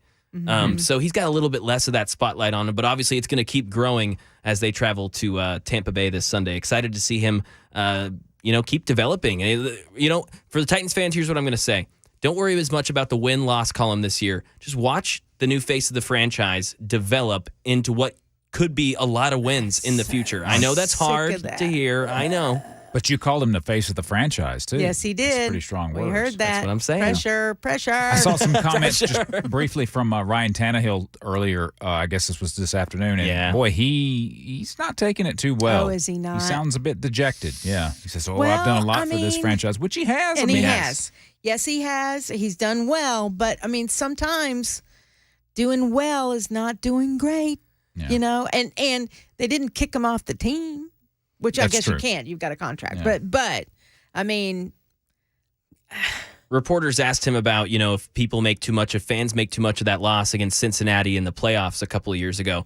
And, in kind of that dejected tone that Weber is referring to, he just says, We beat them last time I played them. And it's like, oh, okay. All righty. All right. And next question. Well, and I mean, if I were in Tannehill's shoes, even with the hurt ankle, if I were in those shoes, I would be upset too. I mean, of course. Oh, yeah. I mean, but as it is in life, you have to do what's best for the company. You know what I mean? You just trust me. I've heard that speech. It's 5:32. I'm Pamela Furr in for Brian Wilson. I'm just joking on Super Talk 99.7 WTN.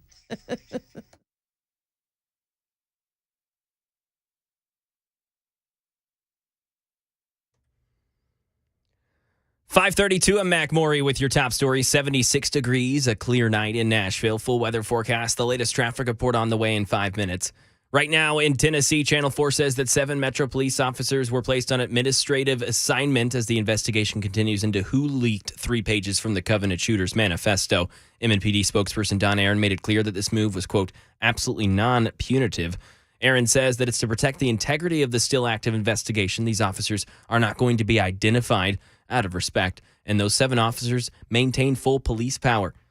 And the secretaries for the Health and Human Services and Homeland Security appeared before the Senate Appropriations Committee to discuss President Biden's recent funding requests. Em Nguyen has more from Washington. HHS Secretary Javier Becerra testified that the president's $22 billion funding request for his department would primarily be used to support response teams, fight the opioid crisis, and ensure families do not lose access to affordable child care. It is vital to the success of our communities. DHS Secretary Alejandro Mayorkas also stressed the danger of opioids, specifically fentanyl, saying more than 90% of those drugs are brought into the country through ports of entry. He says more resources are needed to combat the flow. And air travel, it's getting worse if you judge current sentiments based on the number of consumer complaints. Alex Stone. Consumer complaints about the airlines nearly doubled in the first 3 months of this year compared to a year earlier and kept soaring in April and May, according to the U.S. Transportation Department, which is out with new figures. The department received almost 25,000 complaints about airline service just in the first 3 months of the year, up 88%. The department says it is investigating several U.S. airlines for possibly offering flight schedules that they're unlikely to be able to perform. Southwest Airlines has publicly said it is being investigated after its total system meltdown last December. And that is the latest news. Traffic and weather on the way. I'm Mac Maury, WTN News.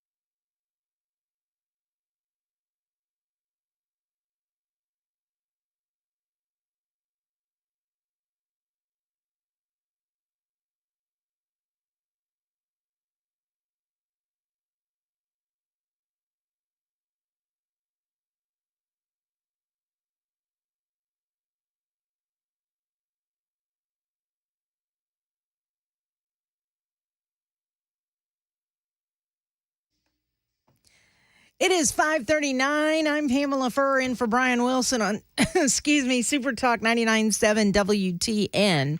I don't know what it is about this room, but this always happens to me. I think I'm allergic to something. There's some dust or I don't know. One of the people that normally occupies that room, maybe. Allergic Maybe to them. Matt Murphy. That perhaps. Murphy, he's a rough character. He's the shady kind. Anyway, I'm glad to be here in for Brian Wilson. Thank you for allowing me to open up the microphone, cough in your ear, and get you through the end of your day. We do have a presidential debate that is coming up at 7 o'clock. Again, I feel your yawns from here. I don't know how exciting it'll be. I'll watch it. What is it that Matt says? I'll watch it so you don't have to. Donald Trump will probably have more interesting things to say because he's going through a little civil trial right now. And I think they rested their case today. I think I saw that. So after Ivanka Trump testified today. So I think the state has rested its case. So I'm sure, of course, he's not supposed to say anything about it, is he? I think he's under some sort of gag order. Yeah, good luck with that. I think his answer to that is order schmorter. I'll say what I want. I have a First Amendment right to say what I want. So anyway, I know Dan Mandis will be all over it, and we'll bring you audio from that if you can't watch that, or if you want to watch the presidential debate instead or whatever. Dan will have the latest for you at 5 a.m., starting at 5 a.m.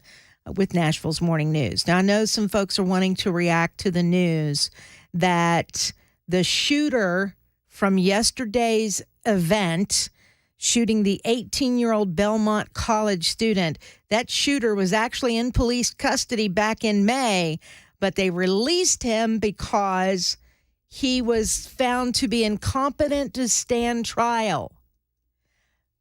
3 doctors said he was incompetent to stand trial for that aggravated assault arrest, so they let him go. Had they not let him go, perhaps this young lady would not be fighting for her life today. So I'm outraged at the DA here, Glenn Funk. I'm sorry. Nice gentleman. I've talked to him on several occasions over the years. But this, to me, is just one in a list of things that this DA has done, or should I say, has not done, that we as voters in Davidson County should be outraged about, especially when we've been talking about mental health issues in Tennessee and the problems that we have there and the Covenant shooting. When we have begged and begged that we need to do something so that Covenant doesn't happen again. Well, it wasn't Covenant last night. It could have been, but it was an 18-year-old student from Belmont University. 615-737-9986. Let's go to Luke, who's been holding on in Shelbyville. Hey, Luke, how are you? I'm good, gorgeous. How are you doing? I'm doing fine, thanks. You're welcome.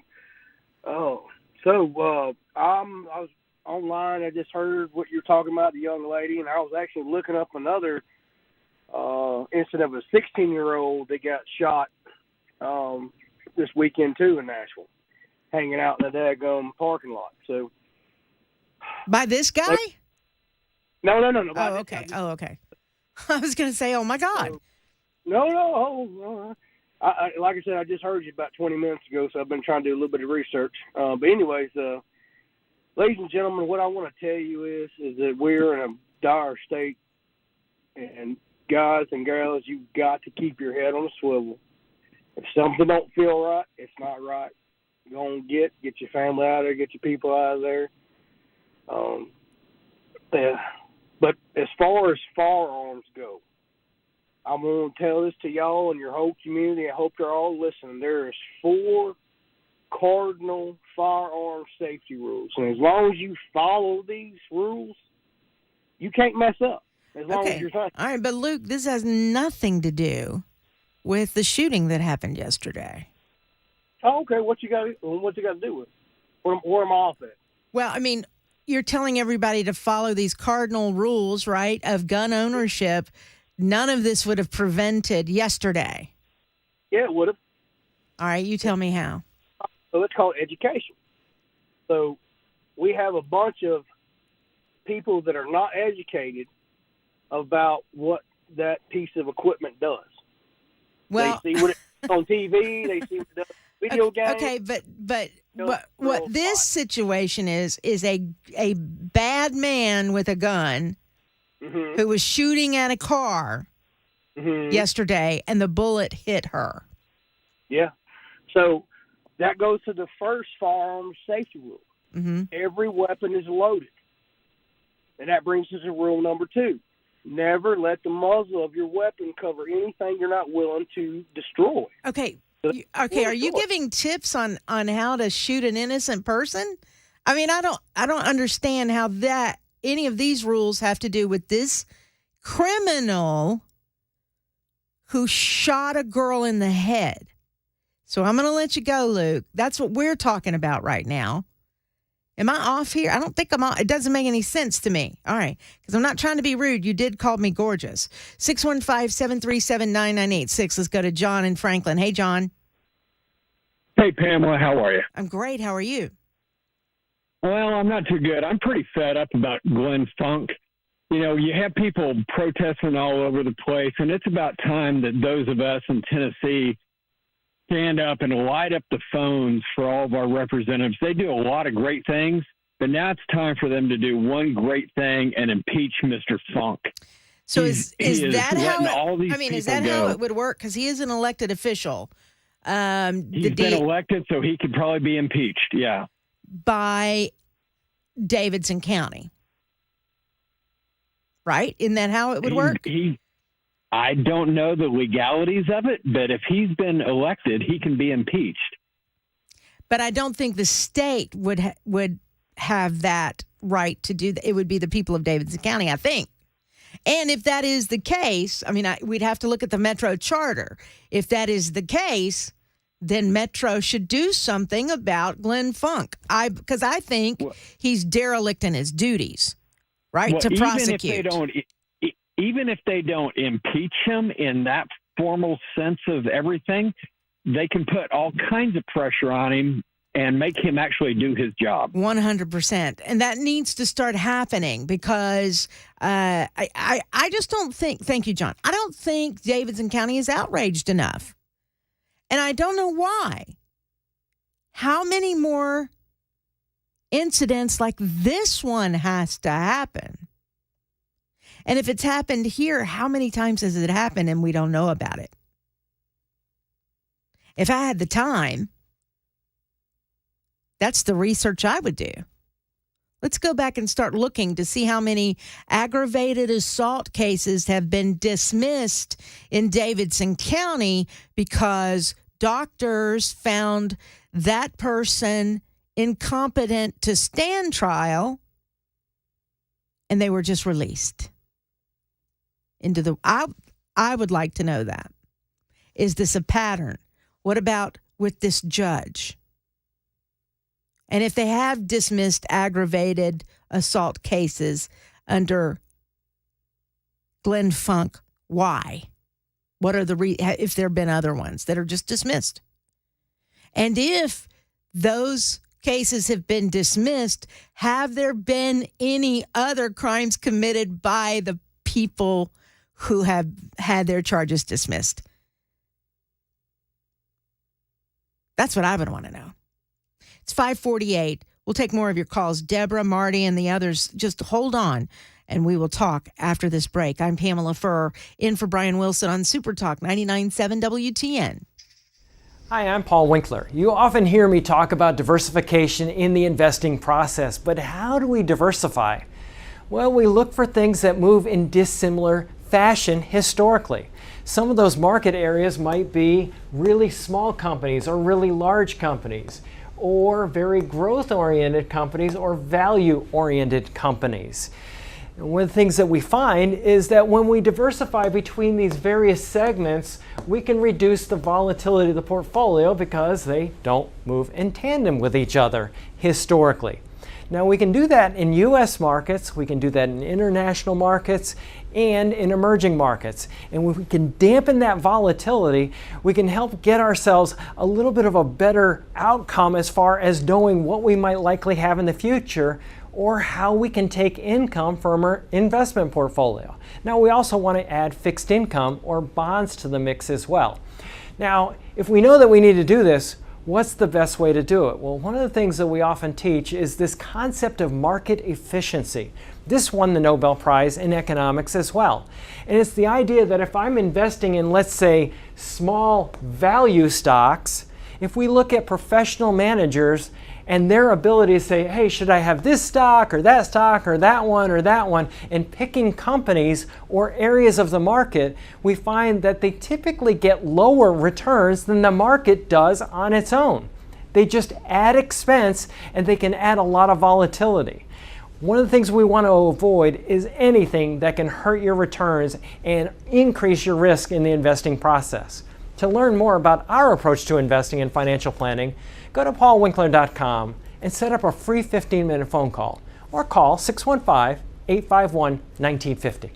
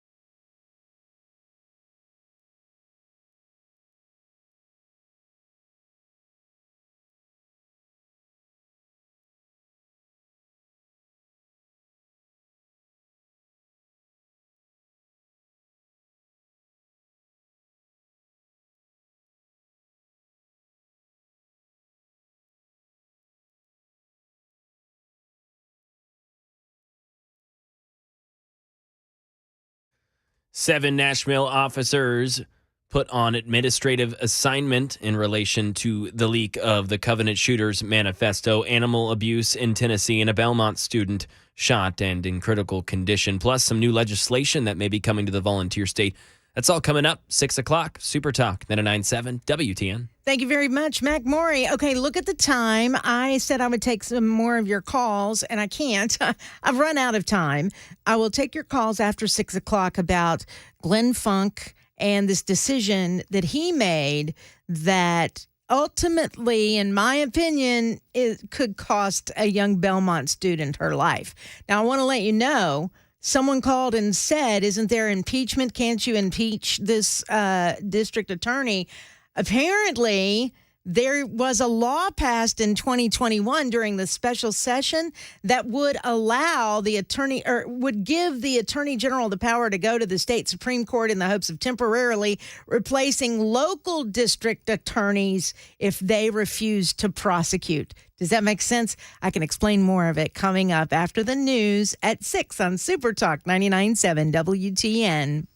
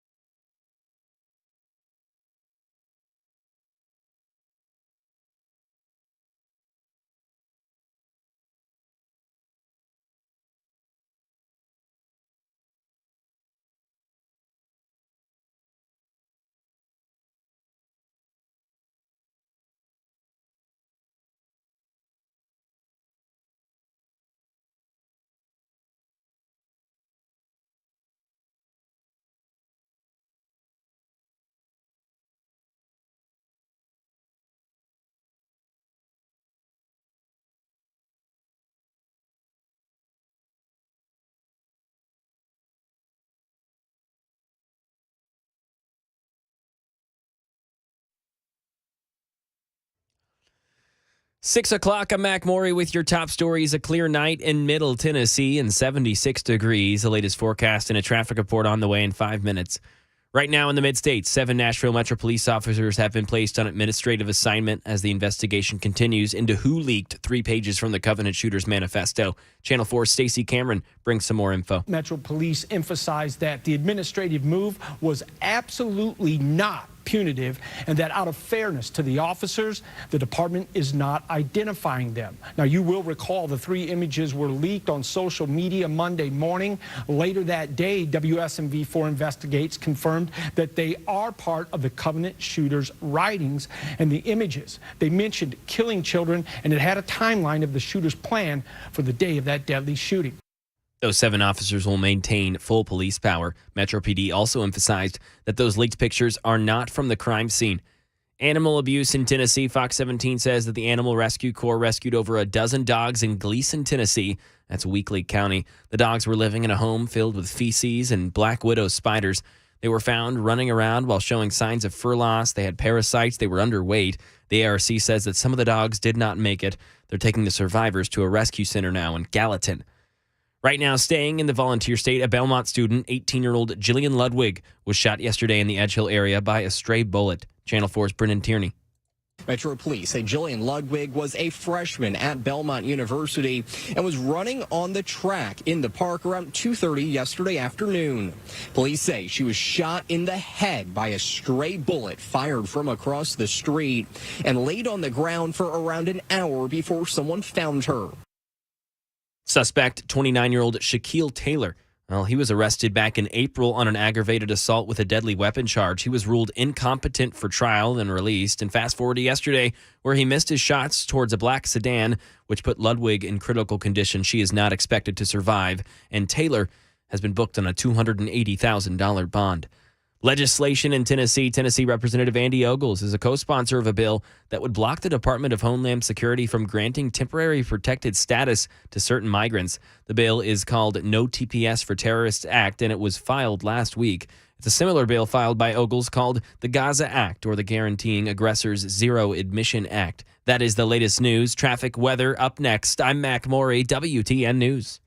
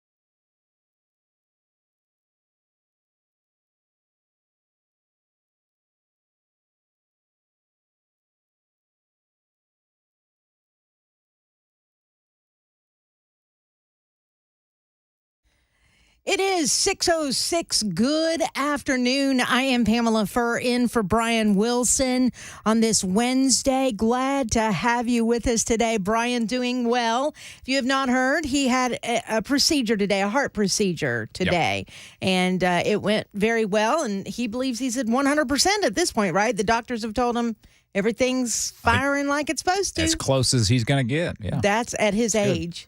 See, I didn't say that. I'm joking, Brian. If he's listening, I'm joking.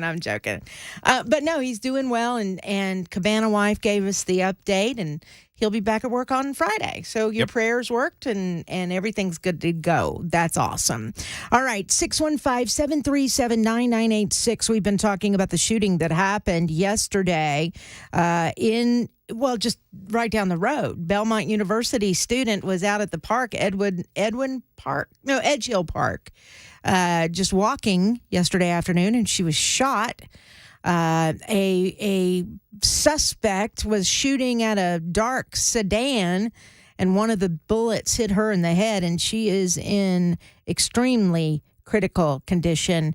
In fact, there are those that say she may not make it, and to prepare yourselves because she may not make it. And what we have discovered is that shooter was actually in police custody back in April of this year for another aggravated assault arrest or another aggravated assault offense, and was on trial, let me take that back. Was not on trial. Instead, 3 doctors examined him and found him to be incompetent. So he could not stand trial. So they released him in May of 2023. They released him in May. They dismissed the charges and released him. And Glenn Funk's office says that they did all they could do. They followed the law, and according to the law, a doctor or 3 doctors have to examine the person and determine whether or not he is a danger to himself and to others. Now, I'm actually adding my own words. This is not his verbatim statement, so I want to make sure this is clear. But that the suspect, did not fit the criteria for him to be involuntarily committed into a mental health facility. So how can you be incompetent to stand trial, but competent enough to be let go and put back into society when you have a long list of aggravated assault type crimes? How can this be? Forget the long list. Just that one accusation. Because you're not going to be arrested for aggravated assault if there wasn't at least something, some sort of evidence that you should be arrested for it in the first place. Am I right? So there are some, including myself, that believe Glenn Funk's office dropped the ball on this one, and big time. Now, he may have followed the, quote, followed the law, but how in the world do you not have blood on your hands of this student? I can't comprehend what this family is going through right now. And didn't we have these conversations when the Covenant shooting happened? Did we not have these conversations day after day after day? I say we did. You know how I know? Because I was right in the middle of it having these conversations with you. Day after day after day after day. Where we have to do something about those who are mentally incompetent to walk around the streets of Nashville with weapons. Now, I don't know where he got his weapon. Don't know how he had his gun, where he got his gun. I don't know any of that stuff about the guy who shot the Belmont student. None of that has come out yet. Hopefully the reporters are doing their due diligence and investigating all of that. Regardless, how do 3 doctors find you incompetent to stand trial, but competent enough to be out in society? It makes no sense to me whatsoever. And I'm outraged about it today. We've got that story, and we have the story of 7 Metro police officers who are now on administrative assignment in connection with the Covenant Manifesto leak, or at least the 3 pages that were leaked. 7 officers are now on administrative assignment. They're not releasing which officers are on administrative assignment. I'm guessing it would be the officers who were involved in the investigation of the Covenant shooting. I don't know that. I don't know that at all. That would be my speculation. 615-737-9986 is the phone number. Let's go to Chris and Dixon. Hey, Chris, welcome to the Brian Wilson Show, or The Drive with Brian Wilson. Hey, Pamela, how you doing today? I'm great, thank you. So my question was, I remember when we used to have Central State. It was a huge facility. It was a mental health hospital? It was a mental health hospital. It was sitting where they have Dale right now, right there next to the airport. Now, the Central State, if I'm not mistaken, was a state-run facility. That means the state had to have sold that land to Dale. And now I'm wondering if did they not reinvest that money back into mental facilities? And where'd the money go? And is this the reason that we're letting these people go? Because we have no place to put them, because no money was reinvested back into them. Well, I know that there is a mental health facility. I want to say it's off of Stewart's Ferry Pike. I think it's called like the Mid-State or Middle Tennessee Mental Health something or another. I don't, but it's somewhere off of Stewart's Ferry, I think. But I'm not sure if they're equipped to house patients long term. I believe that's where Reinking was held until he had gotten his faculties back and he was able to stand trial. That's the shooter, the Waffle House shooter. I think that's where he stayed. But there aren't enough. Obviously, there aren't enough. And you're right. I don't know the criteria to have kept this guy in custody. I mean, I would think the criteria would be if he can't stand trial, but yet he's a danger. He's obviously a danger. We can't just let him go. Is that emotion? Is that the law? Does it matter at this point? You've got a girl, an 18-year-old, in the hospital with a bullet. She's fighting for her life as we speak. 615-737-9986. Let's go to Robert in Brentwood. Hey, Robert. Hi, Pamela. How are you? I'm great. Thank you. You're welcome. Just a couple of points I wanted to touch on. The first one you mentioned, why aren't these people in Davidson County outraged, like all together as a whole? And I think one of those reasons, or a couple of them, might be just comfort and like this just hasn't happened to them. Something hasn't happened to them to make them think, we really got to act. We got to get out. So it has to happen to them first before they get off their butts and they're outraged. Yeah. So, and, I have a daughter. She's young, and this story really touched my heart. So I wanted to call in today. First-time caller. Super excited that I got to call you. My second point would be, and I think y'all kind of touched on it while I was waiting, but it's these 3 doctors that I'm more curious about, more so than our district attorney. And it just seems like, are we rushing too much against him and maybe not questioning these doctors? Like, is there a point where he could be, I want to prosecute him, but he gets overruled in a way? Well, because so 3 doctors said he could. I don't know that it was the same 3 doctors who determined that the guy did not fit the criteria to have him involuntarily committed. I don't know if it's the same 3 doctors or not. That's number one. Number 2, what is the criteria? And how, I guess that's the next question. Well, yeah, so and I kind of thought of answers like, I feel like if you can't meet the criteria to live in society and then be judged by a court, if you're judged by a court that you can't be tried, then your ability to act in society should also be, very limited. You need those people. If you can't put them on trial, then why would you put them in the street? Mm-hmm. So that's another thing. I think that's where we all need to come together. I think everybody needs to sit here and think, hey, no, it hasn't happened to me, but it could happen to me. So I think we all need to get together on the electing better DAs and officials that we have here.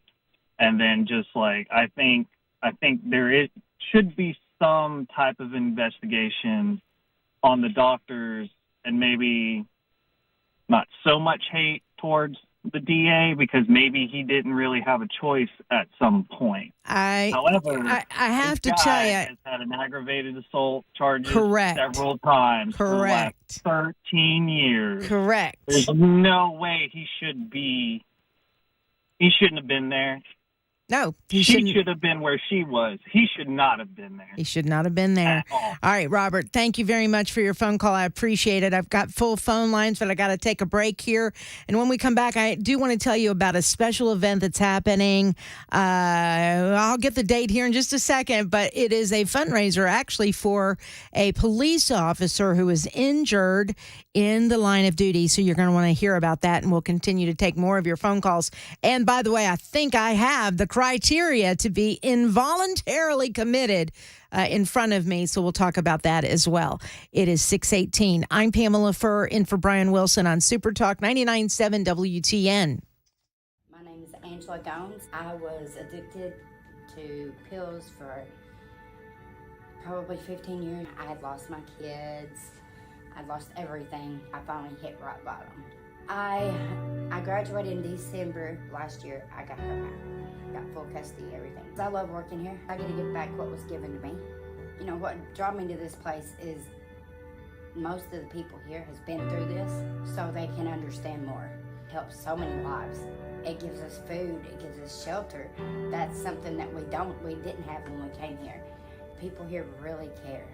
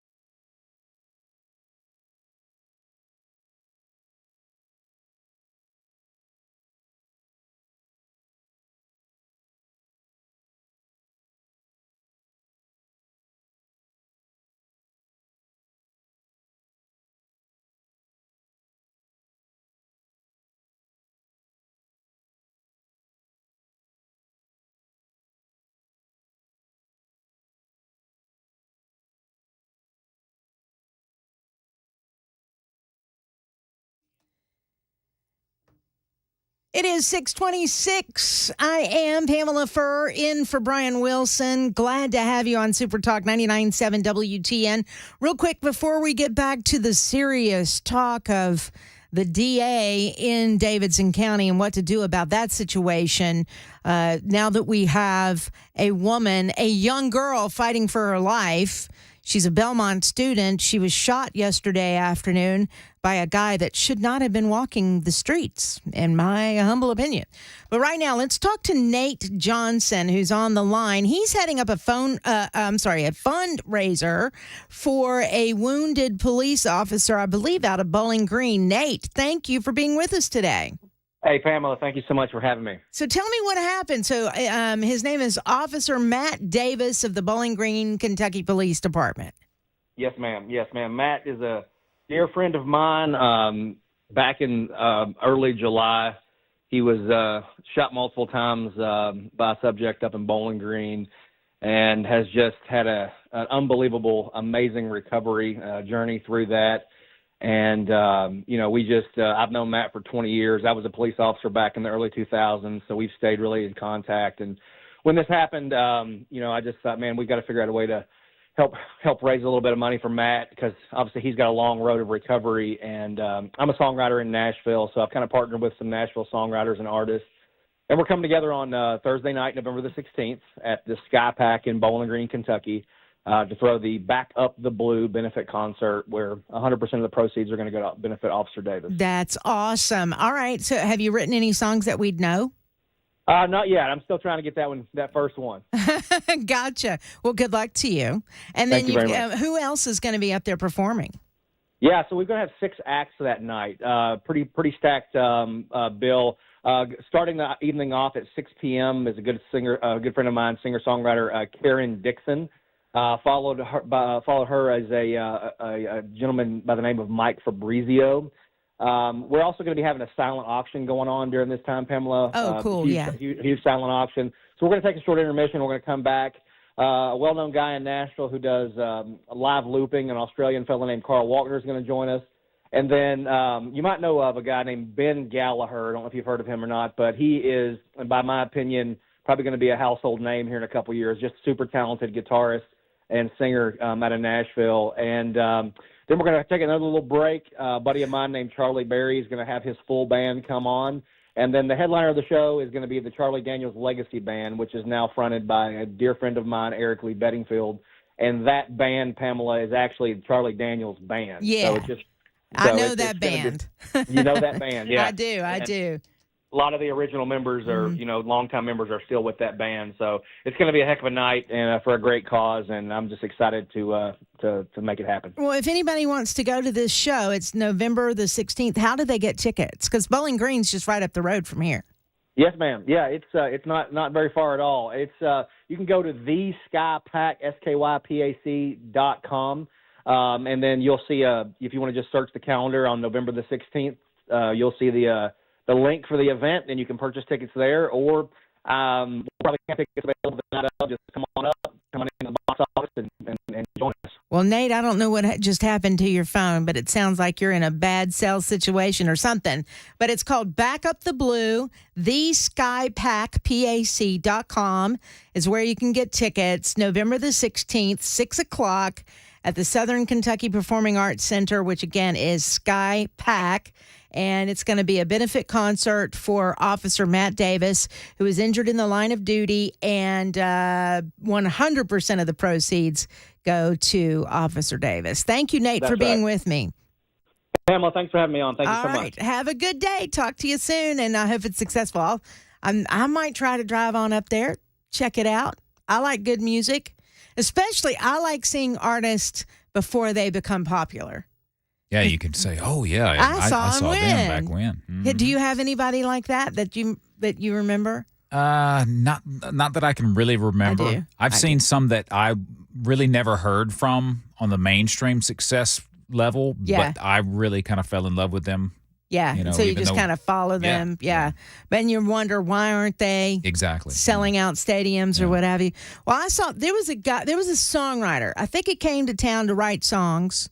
And so I used to go to showcases all the time at the time it was called 12th and Porter. I don't know if 12th and Porter is still around or not. It's not. So years ago, went there with a friend of mine who worked for a publishing company that had this guy. So he was showcasing and what have you. And she said, "You want to come?" And I thought, yeah, all right. Because she was going to buy my drinks. So why not? Wow. Yeah, I'll, No-brainer, I'll show up. And he was a great songwriter, great singer, but could play that guitar like nobody's business. I was so impressed. So, and I remember walking away thinking, why isn't this guy selling out stadiums? Well, he does sell out stadiums now. His name's Keith Urban.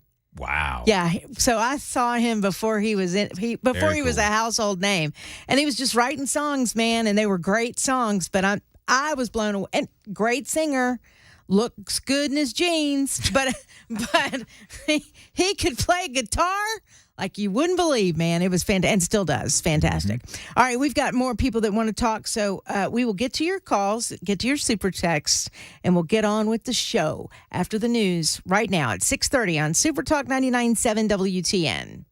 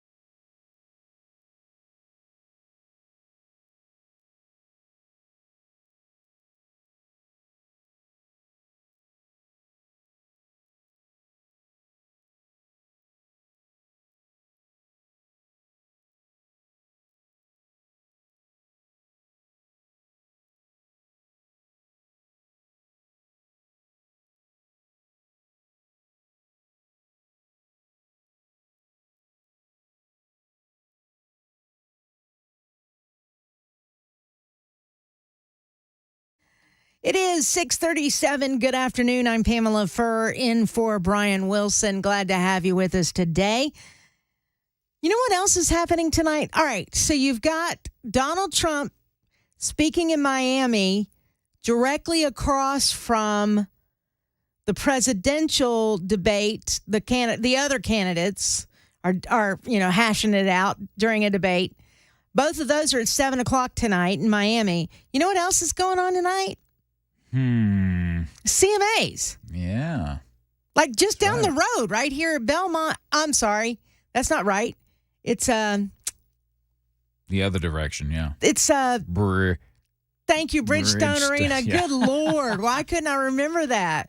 I'm telling you, the mind is the first thing to go. At least in my case, it seems like that is the deal here. Anyway, the CMAs. I used to live for the CMAs when I first moved to town. I mean, that was the king daddy. Every fall around this time, it was CMA week, and you'd have the BMI awards, CSAC awards, ASCAP awards, and then you'd have the CMA awards. The others were more private for songwriters and that kind of thing. And then CMAs, which was the bigger broadcast, and most of the time it was out at the Opry House off of Briley Parkway over there. But they moved it to Bridgestone Arena where they can get a whole lot more people in there and sell a whole lot more tickets. But yeah, that's going on. I didn't know. I have to ask this, and then I promise we will get back to our phone calls and our topic of the day. But does anybody watch award shows anymore? That's a good question. I can't. I really used to like award shows, not just the CMAs, but like the Grammys and the VMAs. Yeah, I just like seeing the live Billboard music performance. Award. Yeah, but it's gotten to where there's so little of that now. It's so well. I think wokeness is hit. Definitely. Yeah. But it used to be. I just have to wonder. When I was younger, for me, I'd be in awe, and then I'd dream. Oh, I want to do this someday. I want to do this someday so badly. I want to be on that stage so badly. So that was something you would aspire to. And then now that we have so much access to everybody, right? Everybody is famous at this point. Yeah. But I mean, we can peer into the personal lives of every star out there because they've got an Instagram or a Twitter or whatever, a Twitch, a TikTok, and they're at home. You can see them at home. You can see them in the car because they've got something profound they want to say while they're driving. You've got all of that. So you have access. So for me at least, I'm not in awe of an award show or the red carpet or what are they wearing? Yeah. Because I'll see it on Instagram.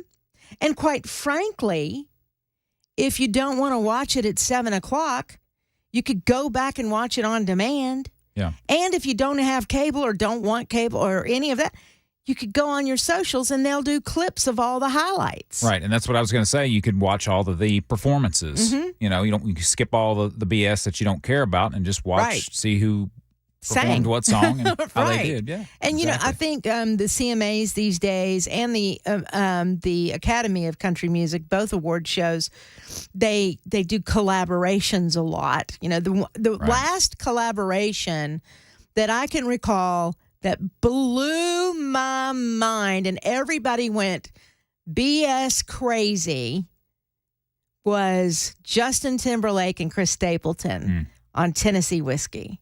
Chris Stapleton on the red carpet right now. As we speak. But that one, that was an incredible collaboration. So I didn't see it live, though.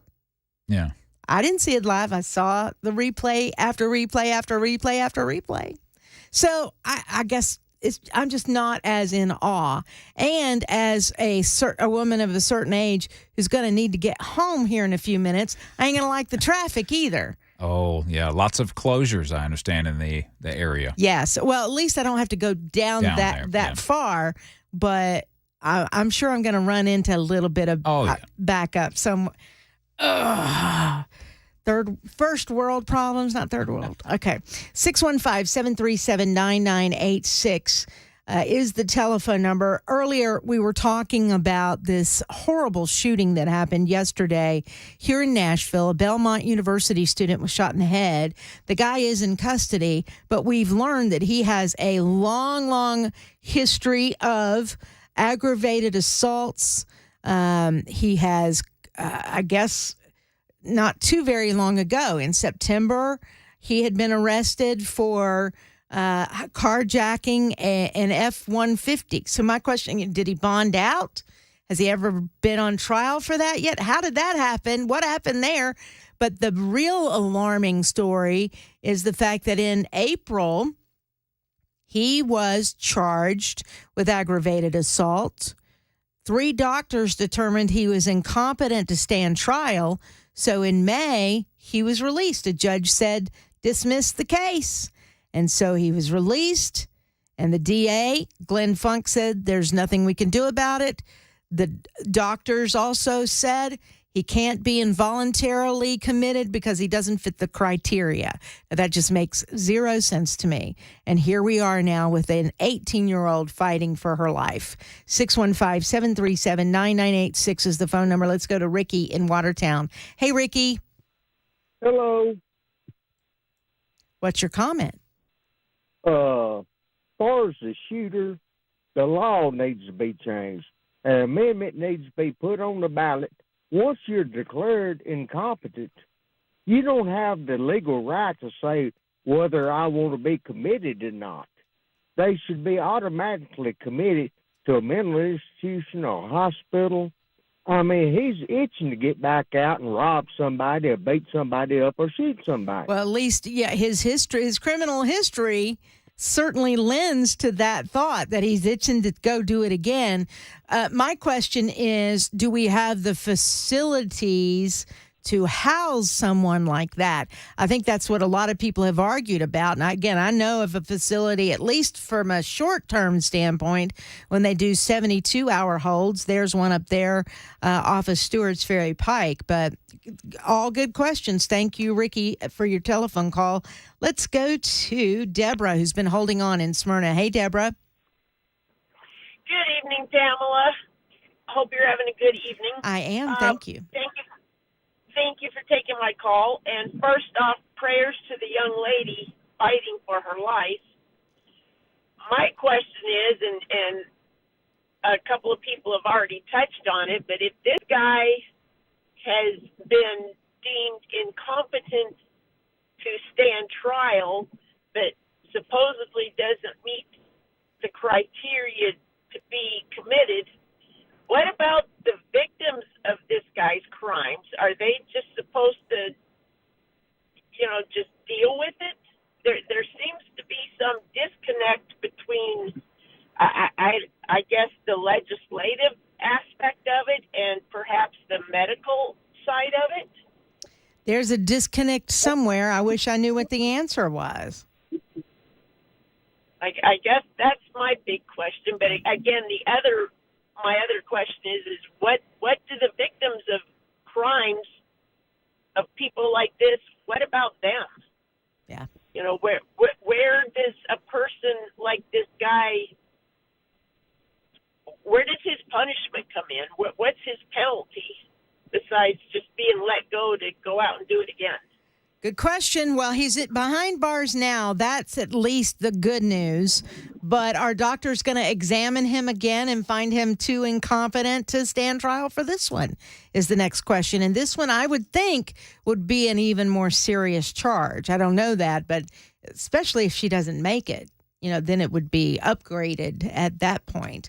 615-737-9986. I guess I need to know, when do we need to be out here? Same normal kind of time? Yes. Okay, good. That's what I needed to know.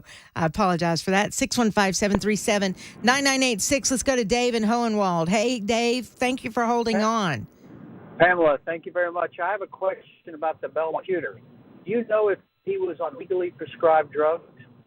Don't know. Because if you go back and look at Columbine, after Columbine, a report was written on psychotropic-type drugs, and a large portion of the mass shooters are on legally prescribed drugs. And the way this came about is because went to the hospitals and said, hey, we can eliminate hospital beds. Okay, you're breaking up, Dave. I'm not being rude to you, but you're breaking up, so I'm gonna have to let you go. I do not know if he was on any kind of medication. I don't know if he's been on any kind of medication for mental illness. That's a good question. I hope that investigative reporters are asking those questions. Tell you what, I'm going to take a break here.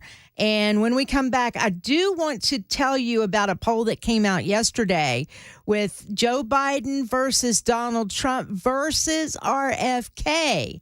And when you see those numbers, I think it's going to interest you that Donald Trump is not doing as well in the swing states as you may have thought based on a poll that was released on Monday. So let's talk about that for just a quick second when we come back. I'm Pamela Furr, in for Brian Wilson on Super Talk 99.7 WTN. Hi, I'm Paul Winkler. You often hear me talk about diversification in the investing process, but how do we diversify? Well, we look for things that move in dissimilar fashion historically. Some of those market areas might be really small companies or really large companies, or very growth-oriented companies or value-oriented companies. One of the things that we find is that when we diversify between these various segments, we can reduce the volatility of the portfolio because they don't move in tandem with each other historically. Now, we can do that in U.S. markets, we can do that in international markets, and in emerging markets. And when we can dampen that volatility, we can help get ourselves a little bit of a better outcome as far as knowing what we might likely have in the future or how we can take income from our investment portfolio. Now, we also want to add fixed income or bonds to the mix as well. Now, if we know that we need to do this, what's the best way to do it? Well, one of the things that we often teach is this concept of market efficiency. This won the Nobel Prize in economics as well. And it's the idea that if I'm investing in, let's say, small value stocks, if we look at professional managers and their ability to say, hey, should I have this stock or that one, and picking companies or areas of the market, we find that they typically get lower returns than the market does on its own. They just add expense and they can add a lot of volatility. One of the things we want to avoid is anything that can hurt your returns and increase your risk in the investing process. To learn more about our approach to investing and financial planning, go to paulwinkler.com and set up a free 15-minute phone call or call 615-851-1950.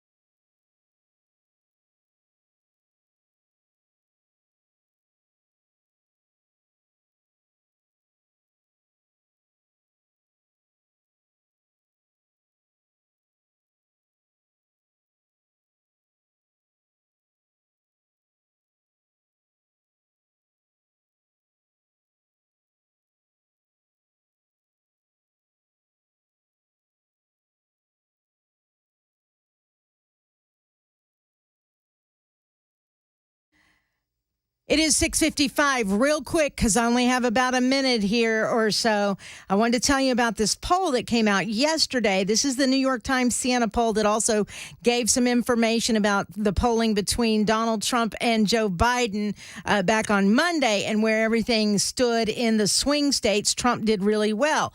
But you look at Trump, Biden, and RFK in those same swing states, it looks like putting Kennedy in the mix is only going to help Joe Biden. In Pennsylvania, it's a tie when Kennedy is in there. 36% Biden, 36% Trump. Kennedy at 21%.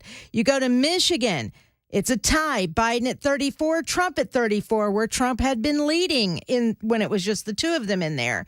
You put Kennedy in the Wisconsin race, Biden 37, Trump 35. That's got Biden at +2.